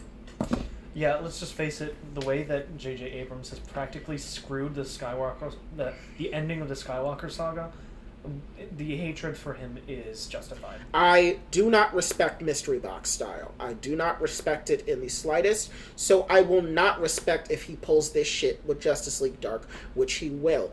Everyone knows he's going to pull some Mystery Box shit that will not get fucking solved. I hate it. Moving on. Yeah. Static Shock, Michael B. Jordan. So they have to make an older Static if they're going to use Michael B. Jordan, which... Yeah, I cannot reasonably see Michael B. Jordan. Well, it says that he's directing it. Oh, okay. Is he an actor, director? I feel he's more of an actor, to be honest. Yeah, he's more of an actor, but... Because, like, I've seen him in, obviously, Creed, and in Marvel, and in... Yes, we all remember Fan Force. God fucking damn it, but, I don't know. If he's not playing Static Shock, then good, because then we can actually get a teenager to play him. Yeah, because Static Shock needs to be, like, 16 or 17. Yeah, but the big thing about Static Shock is that he's part of Milestone. Which is a different element of DC, because... It's a lot of times considered just a straight-up separate universe. Yeah. So I don't know how you're going to do a Static Shock movie that's considered DCEU, unless it's not the DCEU. But then the problem that comes with doing a Static Shock movie that's not DCEU is that people want it to be DCEU. Yeah. Because half the joy that people have about Static Shock is not only is he a really cool black superhero, but he'd be a really cool black superhero that you want to see interact with other superheroes. Like... And that's my big issue, is because Milestone is... And also the big thing that I'm worried about is that Static Shock is a very important character to black culture. He's probably one of the only black superheroes that is consistently recognized in black culture. I'm going to be honest with you, I do not know if DC can handle it. Oh, yeah. Yeah. Because remember, if we're talking about DC, we're talking about the DCEU. I don't know if they're going to be able to handle that shit. And also consider their fan base. Oh, boy. You also have to take into account that their fan base coincides with the fandom menace. Let's be fair here. Ugh. Yeah. Oh my god. They overlap heavily. I don't even know. Like, obviously, I believe that the story that they'll pull is obviously Static Shock versus Holocaust. Yes. Fuck. Shit. I'm sorry? Shit. Fuck. Wait, is that an actual character name? Yes, his name is Holocaust. And yes, he is a fire-based supervillain. I thought you were going to say gas. He's fire. Okay. That's still bad. He's black, though. Why is that better? Why is that better? I'm sorry, why was it necessary for you to say that? I didn't want you to think he was a white guy named Holocaust running around with fire powers. That'd be even more racist looking. I don't care. But It's still a villain named Holocaust. I don't believe you. I'm sorry, I don't believe you. I'll pull him up. It would have to. I feel like it would have to. I feel like part of it would have to be oh my god. No, they can't do that. I'm sorry, they cannot pull that off. Yes, Leonard Smalls, aka Holocaust.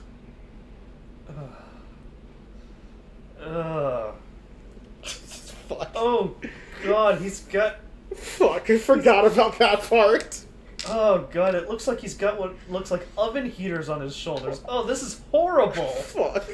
God damn it. When I was thinking in my mind, I'm like, oh, of course, it's gonna be, I was like, of course, Static Shock versus Holocaust. Who would it be? And then I said that out loud, and I was like, oh, fuck. Wait, he was in Young Justice? Oh, yeah, he showed up in Young Justice Season 3. He was one of the trafficked teenagers. Not helping? Fuck! He was one of the teenagers that was wrapped up in the metahuman trafficking ring. Oh. And he was bought by Queen Bee's faction. Oh god, it looks like what he's got on his armor looks like gas tanks in one of these pictures. I hate this. Why did you do this to me? I forgot! Okay? In my mind, remembered his name. In my mind, I was like, of course, Holocaust. He's literally one of the best. He's like one of the big villains. He's like, he leads the Blood Syndicate. How? How do you keep making this worse with every sentence that you utter? Oh my god, this is so bad. Oh my fucking god.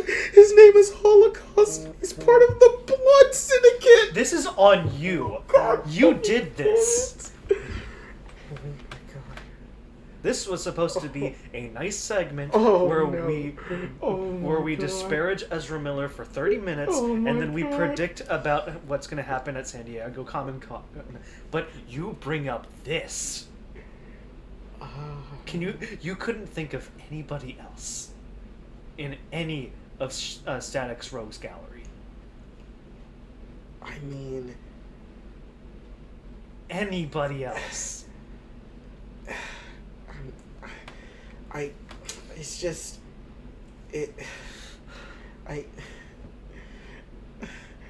moving on. Please. I beg of you. Fuck, cut the segment. I can't do this. We're moving to politics. I can't do this. I can't continue. You want to move into politics after doing this? Oh you want to move into politics into doing this? I fucked up, okay? I forgot, okay? Oh, fuck. You want to talk about politics after joking about... It's not a joke! That's his actual character, okay? His name is Holocaust. He has fire powers. He's part of the Blood Syndicate. And in Young Justice, he was trafficked as a meta-human trafficking teen and he was bought And he was sold by white people to a Middle Eastern warlord. Oh, keep digging that grave. Yeah. Keep digging that grave. It's not my fault, it's DC's fault! You brought him up. He's one of the big bads of the Milestone universe, okay? One of. He's one of the more iconic ones, okay? He's one of the only ones that shows up in other media. We have to continue this segment. I'm sorry. Please list anybody else. I'm giving you this out. Okay. Let me see if there's another character in the Milestone universe that's a villain that I can use. Because I will grant you this free out to escape this hole that you've dug for yourself. So, there is, I won't so, the big bads are usually the Blood Syndicate, which is a group, but the whole thing is that Dakota City, which is where this all usually takes place, has an event where, due to government corruption and neglect, there is an explosion that gives people superpowers, and these people are called Bang Babies because, it was a gigantic bang that swept over the area and shit like that. The whole thing about Milestone is that the entirety of Dakota City has to deal with this, and then you have different superheroes, like you have Icon, who is a alien who took the form of a black man because the first human he ever saw when he landed on Earth was a slave. I have no problem. Keep going. Okay, so he was a slave, and so, yeah. And so, let me... It's pretty much like what we saw in Miss Marvel. You can keep going. So, yeah, so he took the form, so he's basically like Superman. He is, okay, I'm gonna find another one. Yeah. Oh, that explains something. Huh. So now I know where DMZ comes from. You know that other show I mentioned? Yeah. He's a member of the Blood Syndicate. Okay. Please tell me there's no irony to his name in the same way. I don't... What was his name? What does it stand for? They don't say, so I'm not going to try and pursue it. It doesn't say so on the wiki. I'm not going to try and pursue it. We're going to leave it at that. I can't really think of any other villains. Wait. John Tower. We can do John Tower. Alright, what's his supervillain name? John Tower. Oh, that's it? He leads the Traffic Men. Honestly, better than what we've had before. Go on. So, John Tower's whole story is the fact that he was a superhero. He's a beloved superhero. He's a blonde-haired, blue-eyed white man. And he, after losing his former glory, he becomes a supervillain. Okay. And he tries to use the Bang Babies, which are the new people with superhero powers, and he tries to use them for his villainous agenda. Okay, so basically it sounds like it's a commentary based on previous events in American history. That sounds fine. Yes, we will... That sounds much better. I think John Tower will be a better villain for Static Shock. We will go with John Tower. Because based on what you described, yeah, that sounds like a good representation of it could be a good commentary on the past racism in the country. That sounds fine. Yeah. So we will go with John. We will go with John Tower. We will forget all of. Moving on to the Green Lantern film. We have the Green Lantern film and show being produced by comic author Jeff Johns. Oh, so it's an actual comics writer. Yeah, well, Jeff Johns has been a part of the DCEU for a while. Okay. He was one of the people that Ray Fisher named in his accusations. Oh. Wow. Talk about not able to leave the subject that we were on. So the thing is, though, is that... Actually, I've never, dug too deep into the accusations all too deep. It wasn't necessarily Jeff Johns, the main guy, that was doing it. He was just kind of considered complicit. But I do think, despite that, Jeff Johns is the perfect person to do it because Jeff Johns literally wrote some of the best Green Lantern stories. Okay. Of course, he's the author of Blackest Night, of Brightest Day, and Darkest. Brightest Day and Blackest Night. It's Blackest Night. Yeah, it's Blackest Night. Yeah, he wrote Brightest Day and Blackest Night. I believe he also wrote the Sinestro Corps War. He wrote an extensive run on the Green Lantern Corps. He's pretty much the Green Lantern guy. So, I think he'll be able to handle a show and a TV show. A show and a movie. I just don't know which Green Lanterns he's going to choose, because we got Hal, we got John, we got Guy, we got Kyle, we got Jessica, we got Simon, we have Joe, we have Team Lantern. Yeah, with the big two, really, you got to think about how, like, they have to prioritize Hal and John. They have to, pretty much. They have to, because, you know, it's Hal Jordan and Guy and John Stewart. Come on, John Stewart especially. Yeah. A lot of people love John Stewart. I love John Stewart. I mean, hell, he's the main one they chose for the Justice League Unlimited comic. Cartoon, yeah. Yeah, because he's fucking God. He's amazing.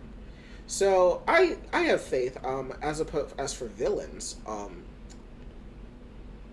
they could Sinestro? They could do the other Lantern Corps. They could do Sinestro. They could do Atrocitus. They could do Larfleeze. Or they might hold on to Sinestro and keep him as a Green Lantern first. Yeah, they may do that. There's also Carol Ferris, aka Star Sapphire. So she's Hal Jordan's love interest slash sometimes villain, because she's also the villainous Star Sapphire and also one of the founders of the Star Sapphire Corps. Okay. So there's that. There's potential with that. We have the Amazons. Jeff Johns is working on it with Patty Jenkins, and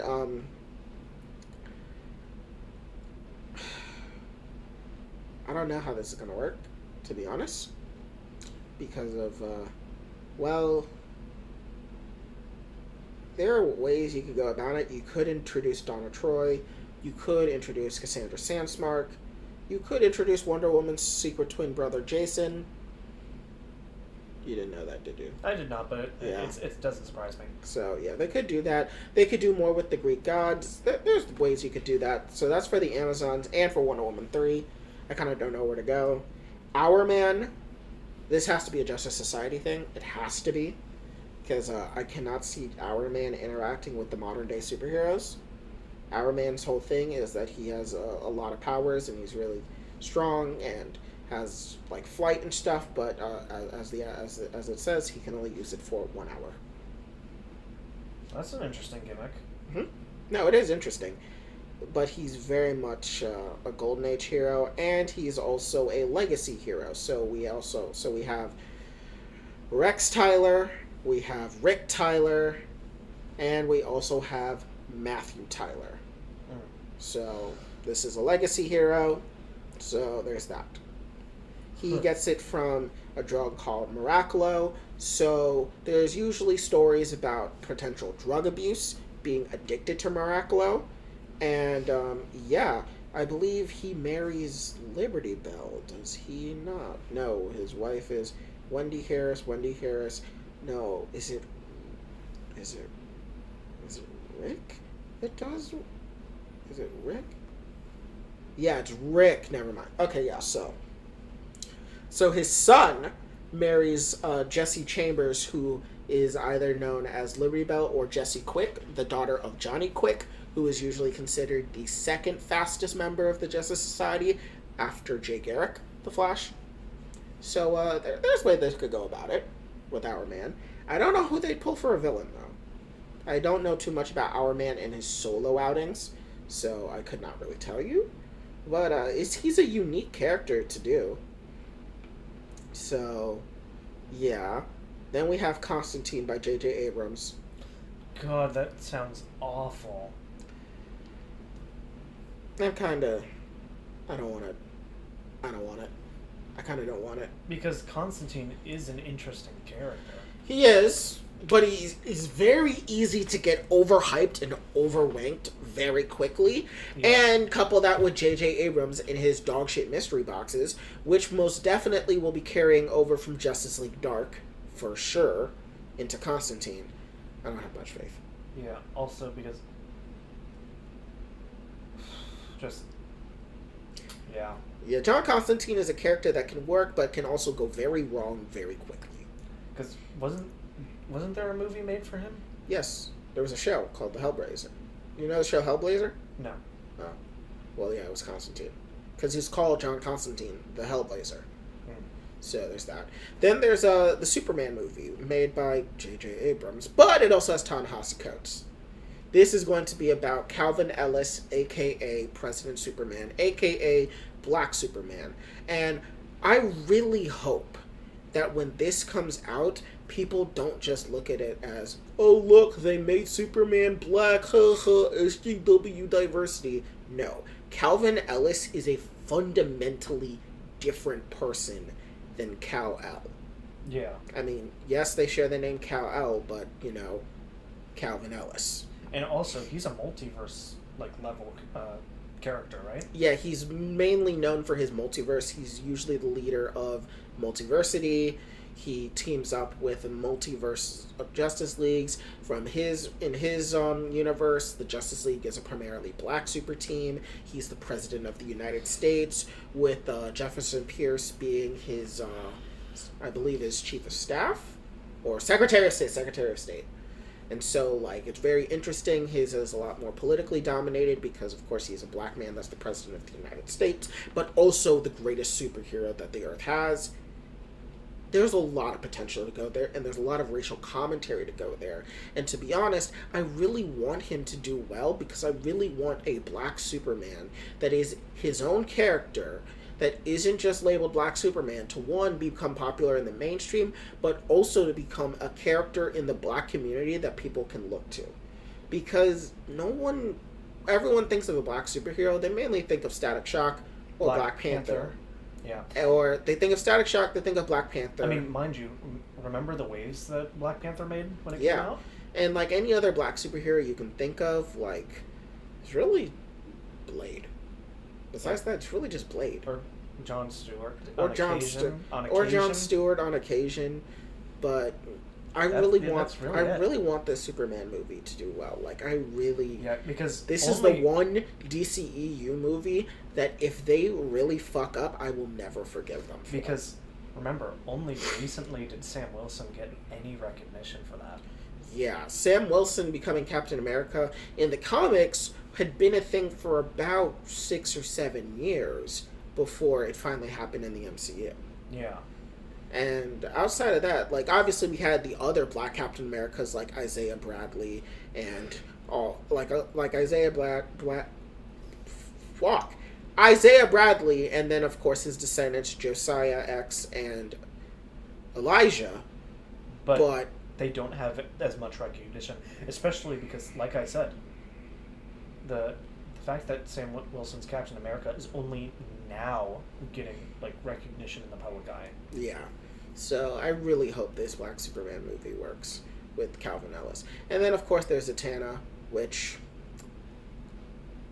I don't know where they're going to go with it. I really don't know. I have a feeling it's going to tie in with Constantine and that they're going to make them lovers, which I'm going to hate. Yeah, it's kind of a mainstay for their characters, so... Yeah. I hate it, especially because it's really weird, because when Zatanna was originally introduced, she was introduced to be the same age as Dick Grayson. Then they aged her up so she's more of a Batman love interest, and then I just don't like the John Constantine-Zatanna relationship, because I kind of just don't like John Constantine. Oh. So... And also, I have a feeling they're not going to pay attention to Zatara at all in the Zatanna movie. Yeah. I have a feeling they're just going to completely ignore Zatara. Which is one of the reasons why I really like Young Justice, because they focused on a lot of different characters. They made character development really interesting. Zatanna in Young Justice is a really interesting character, in part because we get to know her father, and thus we get to know her relationship dynamic with him, and how being raised by him and him being a superhero influenced her, and how she as a character and as a person interacts. So yeah. And then last but not least, we have Neil Gaiman's Sandman, which got a bunch of the right-wing shitheads all up in a tizzy because the Sandman is going to be played by a black woman instead of a white man. Here we go again. And so, oh my god, I remember it was on r/Kotaku in Action. People were like, Neil Gaiman's rolling in his fucking grave at this revelation. And then Neil Gaiman was like, I made this decision. I want Sandman to be a black woman. I think it'd be cool. I like that idea. So, which is really funny because it was like, yeah, one, Neil Gaiman's not dead, and two, Neil Gaiman is not a fucking racist like you pieces of shit. And so Sandman, I do not know how they're going to do it. It's going to be animated, which is going to be interesting. I don't know how it's going to work. Sandman is considered one of the greatest graphic novels of all time. I have no idea how this adaptation is going to work. So I'll be interested in seeing how they're going to advertise it at Comic-Con, if they do. I hope they do, because I really am interested in that. Yeah, if the comic has that level of recognition and like reputation behind it, they kind of have to put a lot into it. They really do. It is considered one of the greatest graphic novels of all time. Because you can't, like, Harley Quinn's like animation style is kind of like a standard for a lot of DC. Yeah. Because you look at it in comparison to like the DC AU and then Harley Quinn. Those animation styles are very different, but they're very not different. I'm sorry, very similar, but they differ a little bit. But they got a similar stylization, but they're not like above average. Like this, the Sandman visuals need to be fucking immaculate. Yeah. Like, it needs to be better than everything. It needs to be better than Invincible. It needs to be better than... You can't really compare it to Invincible, because Invincible's like has some of the lowest animation quality of... Like, the show is amazing. Yeah. It just... The animation quality is... Yeah. There's a lot to be What desired. I'm saying is that it needs to be better than what's currently on the market. Yeah. It needs to be fucking good. It needs to be gorgeous. Yeah, it needs to be like on the level of like some of the fight scenes in What If. No, fuck that. This shit. Do you want to know how important this shit is? As important as to how JoJo's art style is to it. It's that important. It needs to be fucking flawless. I was just thinking to some of the fight scenes in What If, because some of the artistic directions and some of them are actually really good. Yeah, no. They need to be good. And it's not a knock on What If. I'm just saying it needs to be more than that, because that's how good Sandman is treated. Like, I am not exaggerating when I tell you Sandman by Neil Gaiman is considered one of the greatest graphic novels of all time. Like, there are rare few that are considered better. So... they need to do well. That's all I gotta say. They really need to do well with Sandman, and I kind of want to see what they're gonna do with it. Neil Gaiman's behind it, so I mean, if they've got the original author behind it, then yeah, kudos to them. They honestly, I like that direction. I mean, so where that differs from the MCU is like, it gives like big name directors a chance to direct their own superhero movie, whereas like this is what it looks like. Oh my god. That is what Sandman looks like. It's fucking beautiful. That needs to be animated. Oh my god. It's gorgeous. It needs to look immaculate. Wow. Like... yeah, no, that is crazy good. Exactly. That's why I'm stressing so hard how good it needs to look. Like, that's why I'm stressing how good it needs to look. Where can I find this? I need to find that. Yeah, like, it needs to look good. Because it's phenomenal. It's beautiful. It really is beautiful. Yeah, no, I completely agree with the need to animate that rather than make it live action. Oh my god. Yeah, it needs to be beautiful. And so I really am interested to see if they show Sandman at Comic-Con. I'm really interested to see the style that they're going with. And I have very high expectations for visuals. for this project, as you can see. Yes. I have extremely high expectations for it, so I really hope it's good. Especially now that Discovery is like taking the front wheel on it. Yeah, if they succeed in making DC its own content vertical, like Marvel Studios and like Lucasfilm, DC could, in my opinion, DC always has the potential to be the best of them all. But they've been fucking floundering hard. Huh. It's gonna take a lot to swing them back. Yeah. Anyways, we've rambled enough about Comic-Con, but then again, Comic-Con is the big nerd event. I mean, to be honest with you, we're most likely also going to get an English trailer of Dragon Ball Super Superhero at Comic-Con as well. That is true. We're probably going to get an English trailer, so we may talk about that next week as well. Yeah, because at this point, it's coming out in middle of August. Yeah, so. it comes out in less than a month for us. So I'm really excited to see Superhero after all the leaks came out. Yeah. So we have that. In terms of other things that could come from Comic-Con, of things that we would be interested in talking about on the podcast, I can't really think of it. Nintendo really doesn't give a fuck about Comic-Con all that much. No. So I can't imagine anything coming from Nintendo. Anime-wise, I don't think we're going to hear anything about JoJo's Bizarre Adventure at Comic-Con. Nah, that's not really the only thing that'll come out is Dragon Ball. Dragon Ball seems to be the only thing that'll come out at Comic-Con. I don't know of any other animated shows or live-action shows that would interest us that could be announced. Like, I know Walking Dead is going to have some shit at Comic-Con, but you're not into Walking Dead, and I'm only casually into it. So Yeah. I wouldn't really think about it. We may hear some stuff about Invincible, potentially. That is true. Depending on if they're going to have an Invincible panel or shit like that, because we may hear some stuff about Invincible 2, potentially. Because Season 2 has been greenlit, and Yeah. what I'm hoping is they up the animation quality. Because, like I said, the animation quality was not that great, despite it being a pretty fantastic show. Yeah. I highly doubt we're going to see anything about The Boys, considering Season 3 just ended. Mind you, we didn't talk about The Boys, but it is a good show. It's too much. It's too much moral degeneracy.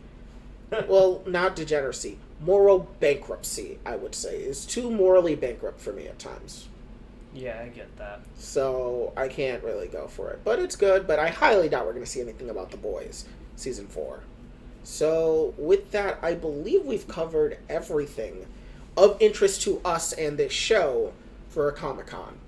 Expect the segment on Comic-Con next week to be about as long as the discussion that we had today. Yeah, Comic-Con's a pretty big event. Yeah. It's pretty much the E3 of nerd shit that isn't video games. Yeah. Even though E3 is dead. Yeah. Rest in peace. Anyways, let's move on to politics. All right. And we have two topics to talk about. First topic, I want to jump right in with the Sri Lankan uprising that has been going on. If you did not know, Sri Lanka has been going through a massive economic crisis. For lack of a better term, the country is flat broke. They have no money, and they are in massive debt. Yeah. So pretty much all of that escalated to a point where now citizens have gathered together and have entered the pretty much the Capitol building, correct?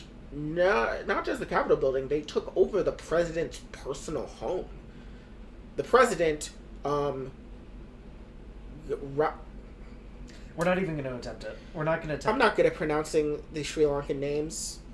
I'm just not really good at them, so I'm very sorry. But the president, ex-president, he fled to Singapore and then resigned. And then the prime minister took over and then is also going to be resigning. So it's now going to be...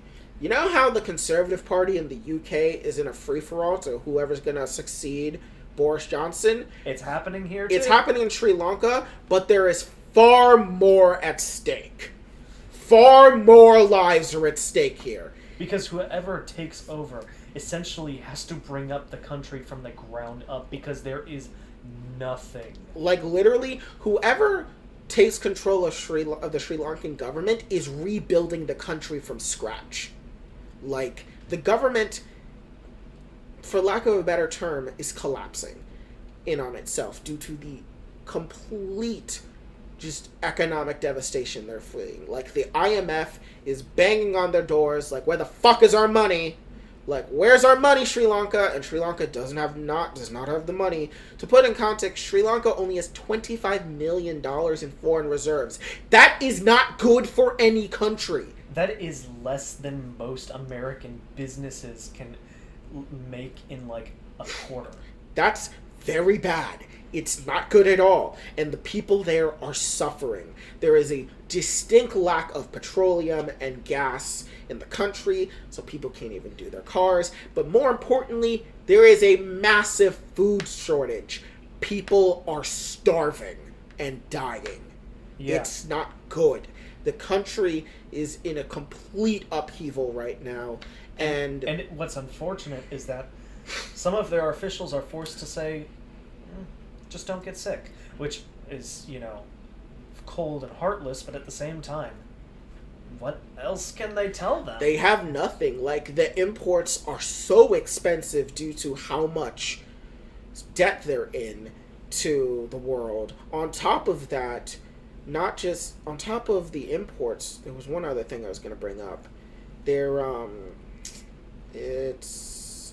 imports are down, there's no food, there's no gas, the government's collapsing. There was one other thing I was going to bring up, but the country is not doing well in the slightest. Because the people are suffering. People are struggling to get 3 meals a day at this point. People are trying to leave the country to find work in other countries to send money home.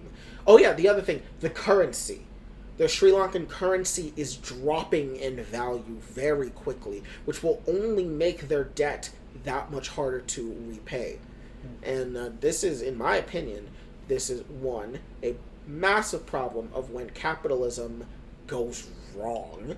When the rich get richer and continue to get richer and then do nothing for the poor, you get this. You get millions of people starving. You get families being completely torn apart, death and destruction en masse, and what do you have? Their leaders fucking run. They ran. The ruling party, the fucking family that used to be, mind you, the president and his family was considered revered in Sri Lanka only a couple years ago because of their policies and reforms that they brought to the country. But look how the turns have tabled. Fuck! Look how the tables have turned! You could have done that purposefully, and that would have been very funny. You could have gotten away with that. I was not trying to be funny because this is serious. Look at how the tables have turned. He is now a massive villain, rightfully so, considering what he's done to the country. Yeah. The country is in complete disarray, and there's actually a really good Vice video that came out before they stormed the presidential home that showed that the military is using water cannons and they're blasting the people, which, if you don't know, water cannons are extremely painful and dangerous due to the fact that they tear your skin off with how much pressurized water gets shot at you. It is horrifying. They're throwing tear gas at you, to which the protesters are rightfully screaming, how can you have money for all this American and foreign tear gas, but you don't have money for our fuel and for our food? Yeah. Because they're throwing tear gas at people to disperse the crowds and the riots and such. But, I mean, they're right. Why do you have so much money for all of this riot control, but you don't have money for the people? Yeah, and I guarantee you, they're probably total allotment for everything they use probably goes well over $1 million. For sure, which they do not have, like we said. They don't have. Like, they are very broke right now. This is a country that is collapsing and it's coming apart at the seams, and all I can say right now is that I don't really know what we as Westerners can do to support, given the circumstances. Yeah, because the IMF is holding foreign aid because they want the country to stabilize, which on some level I do understand. You can't just throw money at an issue like this. This is an issue that goes far beyond throwing money at it. Because with at least Ukraine, America has been able to help them get weapons, get stuff that they need without interfering with Russia too much. Whereas here, we can't do much. You can't throw money at this situation. This is something that goes beyond money. This is an entire country falling apart. Like, money ain't gonna do shit for that. Like, you have government officials fleeing the country. You had corruption in mass. Like, there were so many things. In my opinion, what the world should be doing is as much humanitarian aid as we can. And so, in my opinion, that should be sending in food, medical supplies, and if possible, without causing too much of an uproar, oil. Yeah. Food, medical supplies, and oil should be being sent to this country in mass by the rest of the world.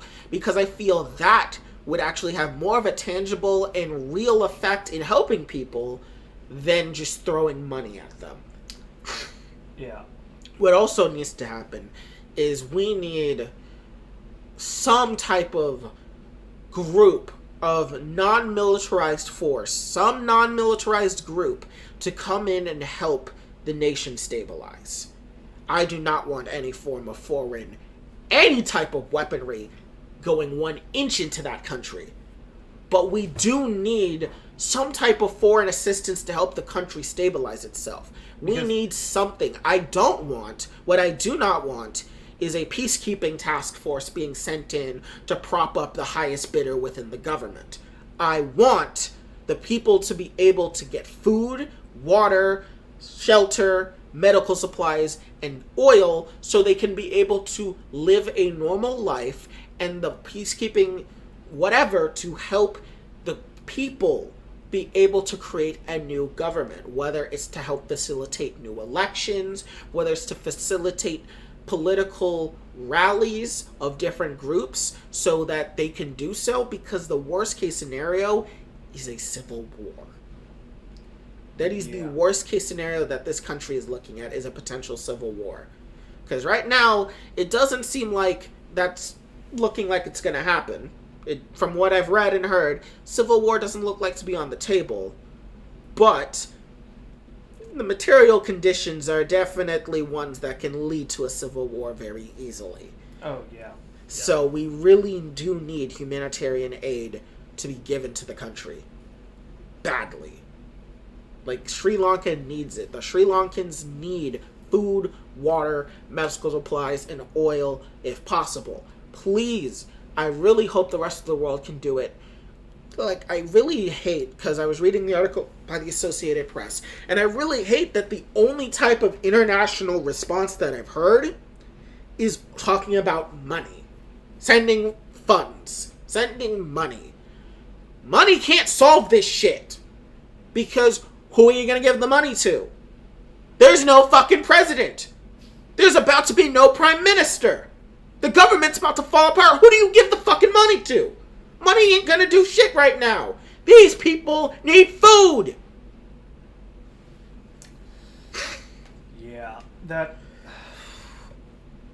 it's a shame. All we can do personally is just wish them the best of luck. I know, it's really unfortunate, but also makes me very thankful for the fact that I live in this country, in America. And yeah, we complain about gas prices and inflation. I don't, because I know the reasons they're happening. Oh, yeah, no, but, when I say complain, we're just like, yeah, it sucks that we gotta pay it. Yeah. But, I'm thankful that's all we have to deal with in terms of financial turmoil in this country. That's why I don't complain about them. Yeah, and also I knew it was gonna happen anyway because of COVID and then the war. It made sense. But for them, for Sri Lanka, this could have been prevented. They could have been in a much more stable position. But their government failed them. Their heroes, their political heroes, failed them on an institutional level. And now, here they are, suffering. Mm-hmm. Needlessly at that, I should say. Needless suffering of millions. People desperate to get passports, people desperate to get visas to leave the country.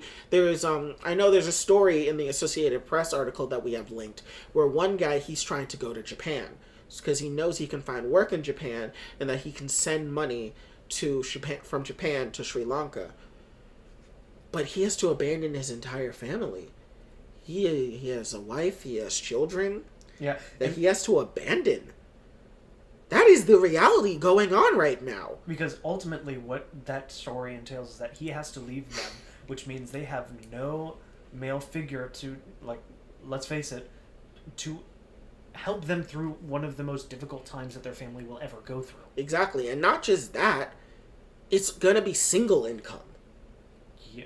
It's single income, considering that the job market in Sri Lanka, I mean, if the government's falling apart, do you think the job market looking good? Well, money from a different economy will probably help them out greatly. Oh, obviously greatly, but then you also have to deal with the family stress and strain of the fact that the man is going to be in a different time zone. He's going to be in a different culture where he'll probably be discriminated against for sure, because Japan is a highly xenophobic and racist country at that. Not to mention, whatever job he finds, he's probably going to be working 14, 16 hours a day. Exactly. Like, I can't imagine him being able to scrape up too much money that he'll be able to, house and feed himself, much less be able to send to his family. And the other thing is that I don't know how much of a guarantee he has of the money getting there safely. Yeah. Because, I mean, if everything falls apart, like, I don't know how the banks will work or the internet. This is a very dire situation in Sri Lanka. For a lot of people, it is the end of their world. Yeah, yeah. For them, it's the end of their world. Their way of life, their country, their community, their culture is all on the line with this. Their country is falling apart. And this will cause a massive refugee crisis, and let's just face reality here. Countries are not going to let them in with open arms, I'm afraid. And the thing is with this refugee crisis is I feel it'll be more localized to the Middle East and Asia, which is already dealing with refugee crises of their own to begin with. And mind you, while, America sees these people as just, another country of brown people, that's not how these other countries will look at Sri Lankans. They will look at them like how we look at other races. A lot of countries are not going to look at them favorably. A lot of countries are going to discriminate against them. And it's going to be hell for these people. Yeah. But that is really showing just how destructive corruption and greed, and really, this is the end state of what capitalism can do to a country. Yes, Sri Lanka does, on the surface, identify as socialist, but there is no functioning socialist country on this planet. It was a state capitalist country. Yeah. All right. I think that wraps up everything there. Let's move on to our last segment. So our last topic is equally as grim and dystopic, but let us talk about the unfortunate case of a 10-year-old girl having to cross state lines from Indiana to Ohio or Ohio to Indiana? I think it was Ohio to Indiana. She had to travel from Ohio to Indiana to get an abortion because she unfortunately was raped by her mother's boyfriend at least on 2 occasions, and she became pregnant. Yeah. And due to that, she had to flee to Indiana to get the abortion. And then, once it became public, everything fell apart. So let's go over the responses. The timeline began when President Biden first mentioned this in one of his speeches when talking about the overturning of Roe v. Wade. And that's when the right-wing news sources had started to come out saying that, it was fake. It was fake because there was only one verifiable source. They thought it was fake. They thought it was like, look at the shit that Democrats make up. They make up the vile shit that 10-year-olds have to get abortions. Like, look at the stuff they fantasize. They're evil. But then... And then the... what was the straw that broke the camel's back on that? The straw that broke the camel's back was, I believe, that... Oh, the suspect got arrested. Yes, the man turned himself in, which then, unfortunately, turned the discourse from, this is all made up by Democrats, to, this is what happens when we let immigrants into the country, because, unfortunately, in this scenario, the man that committed this heinous crime, I believe he was undocumented, or was he documented? I think he was undocumented. He is an undocumented immigrant from, I believe, Salvador? El Salvador? I think it was, but I'm not going to... I believe he's from El Salvador. I'm not going to... And so the right-wing media immediately pivoted to blaming Hispanics and blaming immigrants for, raping children and causing this to happen. And to make this even worse, the mother of the child blames her 10-year-old daughter, says she makes this up, and that it was her fault, and that she was seducing this man, which is textbook victim blaming and an unfortunately common thing there, where parents will say that their children deserved the sexual assault and rape that comes from their step-parents, and that they brought it upon themselves, which is a horribly abusive, victim blaming, misogynistic, just overall evil sentiment. And the mother is clearly a not well person, because I don't think you can be a well person and believe that. Yeah. So her mother's clearly not well, and this has been awful. The girl has been, I believe, has she been doxxed, or it's attempted doxings? I haven't heard much about what's been happening with her. I know what's been going on with the doctor that gave the abortion. Yes, the doctor most assuredly has been doxxed and has been dealing with a ton of harassment. In fact, not just the doctor, but even people in Ohio, when they were receiving backlash for the fact that that the girl had to do that, they started lying about the laws they had on the books about abortion.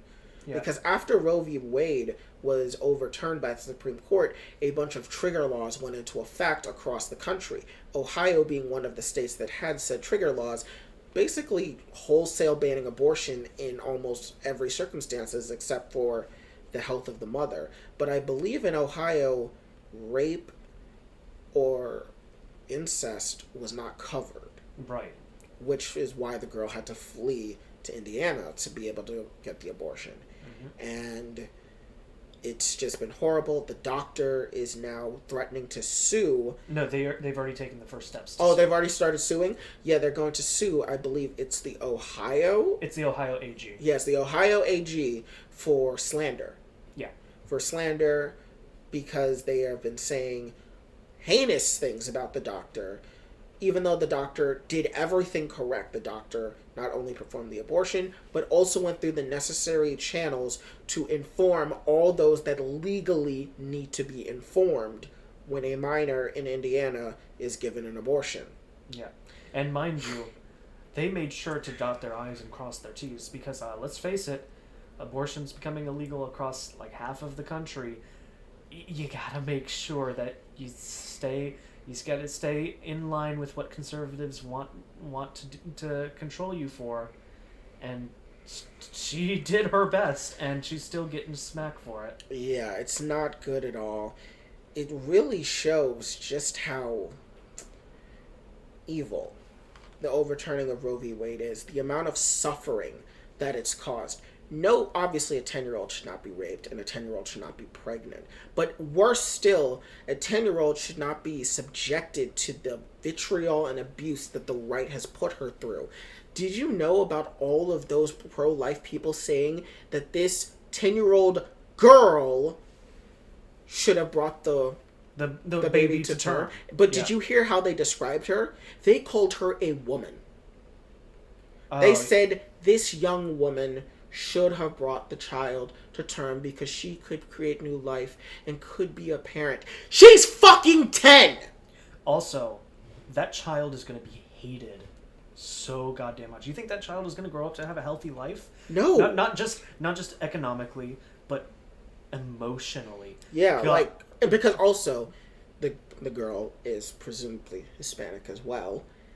Let's be honest, Hispanic teen mothers would not have been treated well. They are not treated well in this country. They are considered a stereotype, they are considered typical, and they are treated with extreme prejudice. And so, yeah, especially at 10, the amount of assumptions that this girl would have had to face would have been insurmountable. And she's still getting harassed for it. She's still being the idea that they call her a woman is despicable and disgusting to me. That is not a woman, that is a fucking child. This is someone that has barely gone through the steps of puberty. This is someone that has barely left elementary school, and you are calling this a woman? No! I will say, that's just conservative posting their own ills. If they see 10-year-olds as women, that's on them. It's on them, but it's disgusting how they Yeah. frame it when they talk about their pro-life rhetoric, calling her a young woman to potentially take upon the responsibility of raising a child. Do you want to know how old she'll be when her child turns 18? Yeah, she'll be 28. That's fucking insane! That's when people should start having kids. That's fucking insane! Why on earth would you ever subject a child to that? Much less the fact that a child at 10 should not be giving birth because you know she could fucking die because she's fucking 10?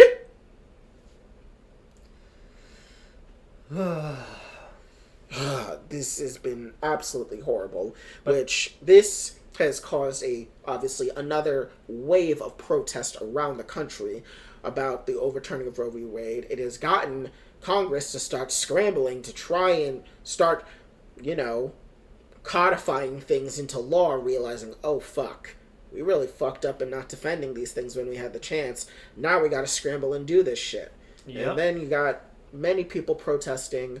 Obviously, you may have seen Representative Alexandria Ocasio-Cortez, as well as many other members of the squad, such as... and many others, like not just Ilhan Omar and Rashida Tlaib and all of them, but several more actually were behind them, and then unfortunately they got escorted out and arrested from the protests. Yes, and while some of you may meme about, oh yeah, Ocasio-Cortez, she had her fucking hands behind her back, like she was arrested. She was still arrested and escorted. She was still being escorted, and let's be honest here, if you were being held by a cop, they would tell you to put your hands behind your back.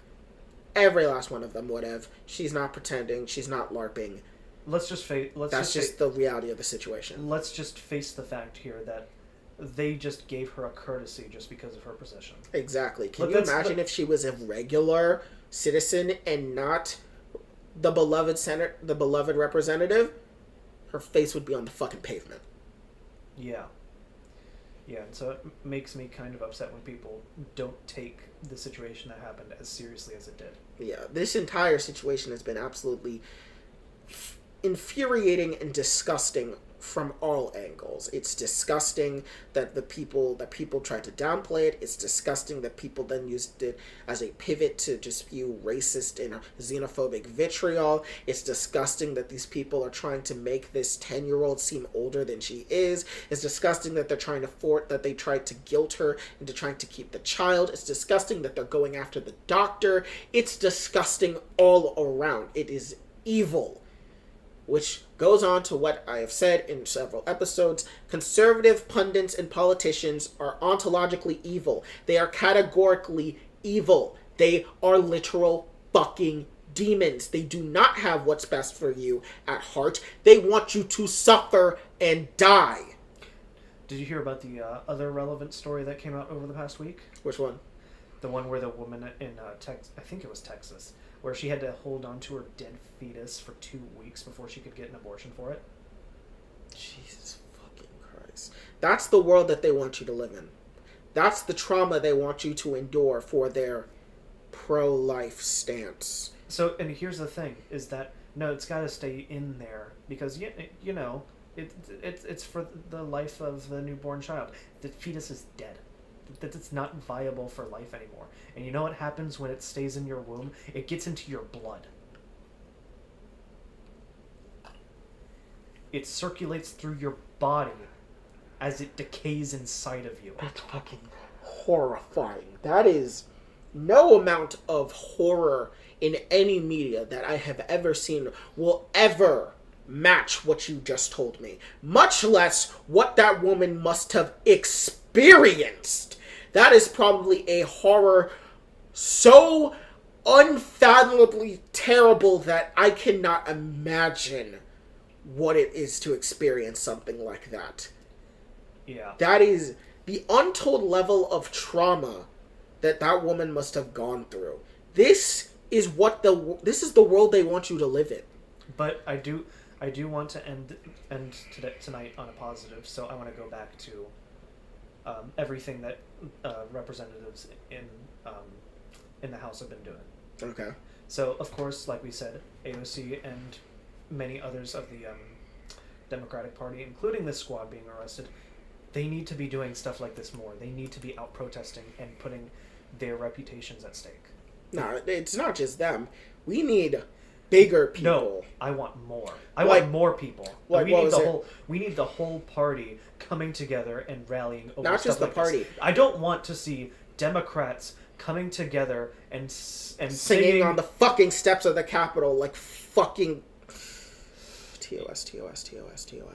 Yeah, no, that story, I'm sure, infuriated everybody. Because let's just face it, that could have started a whole hashtag vote them out thing immediately. And also, so remember when the union strikes were happening? Yeah. Did you hear what Biden's labor secretary did? Oh, I feel like it's on the tip of my tongue. I feel like I know what you're talking about. Biden's labor secretary went out and met with the strikers and union members and supported them vocally. Like, I believe some of the labor secretary people came down and marched with them. We need that, but more. We need the entire House on the We Democratic need the Party. No, not just the House. I need Biden's cabinet members to be doing this shit. These are cabinet members. You people are political actors as well. Trump's political actors were advocating. Biden, your cabinet members should be out there being activists. They should be also preaching this shit. They should be screaming from the fucking rooftops about this shit as well. I'm sorry, but like the fact that people are making fun of AOC for going out there, honestly, yeah. Like, I don't care if I get called a lib stan because of this. I'm sorry. The fact that she did that, I want more of it. I mean, the fact... She got arrested for it. I mean, the fact of the matter is that you're sitting there calling her a LARPer, but you're not doing anything. She's at least doing something. She's at least trying to do things outside of her job. She doesn't need to do that as a representative, but she chooses to do so. Yeah, I'm sorry, but I'm not willing to say anything like that when they are our strongest allies in systems of power right now. I'm sorry. Exactly. This has just been... But we do have... This probably will not go anywhere, but we do already have a bill that passed in the House that will be codifying gay and interracial marriage, which unfortunately will not go through the Senate. Let's be honest here, guys. Yeah, I mean, I heard for this particular thing that Republicans in the House were allowed to break with party lines for this vote, which I mean, I guess that's nice that you people were allowed to break party lines to support the bare minimum of human decency and respect. And thankfully, the things like this are getting public attention. Like, people in the communities that I'm in, which have a very heavy LGBTQ community inside of it, people were posting about, oh yeah, these representatives in our state, yeah, go after them. These are the guys that didn't vote for gay rights. Yeah, as they should. If you're a politician and you didn't support these rights and you are an advocate for taking away these rights, I really don't want to get deplatformed. I really don't. It's okay. We're saying enough positive things. We can focus on that. Yeah. Just focus. Primary season's coming. I know our primary's coming up soon. It's in August. Vote, people. This is why we tell you about these things, because you need to go out and do something. Vote. Don't just vote in national elections. Vote in every election. From the fucking dog catcher to the fucking president, you vote for all of them. And I'm sorry, but if you have the political awareness that we do, you have no excuse. You should, this is not just a right, this is a requirement. This is a requirement. If you have the capability of voting and you don't, you are just as complicit with all the horrible things that happen. Because to stand silent is to stay with the oppressor.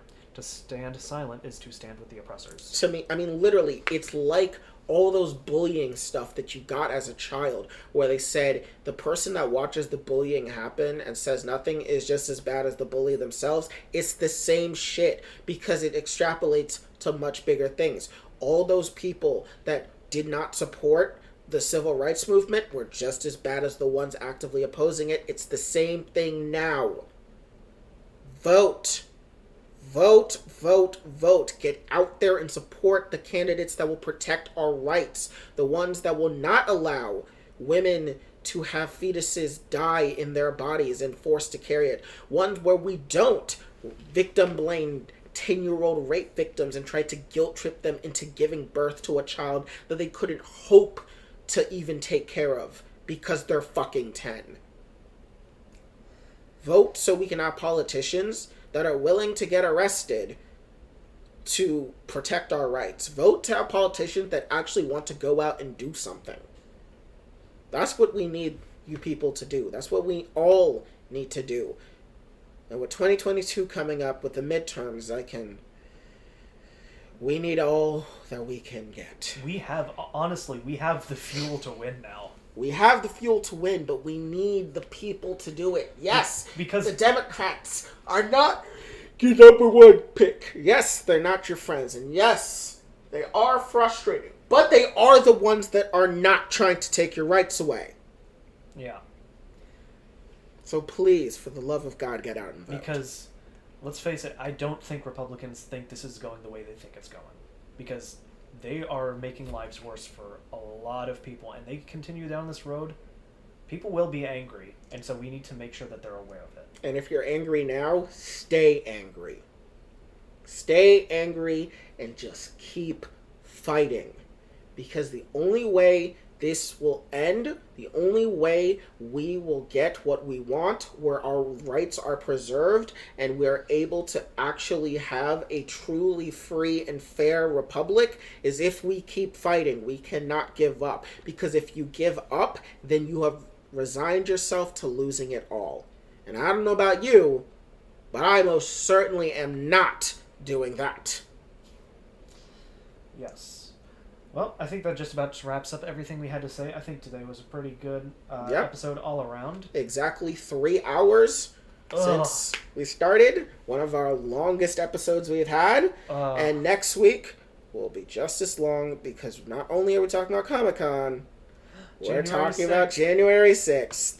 And let's face it, the things that have been coming out of that have been getting spicier and spicier. So we will be talking about that. So if you like this long episode, tune in next week, because we got another one coming for you. I'm your host, Shiny. I'm your host, Sovereign.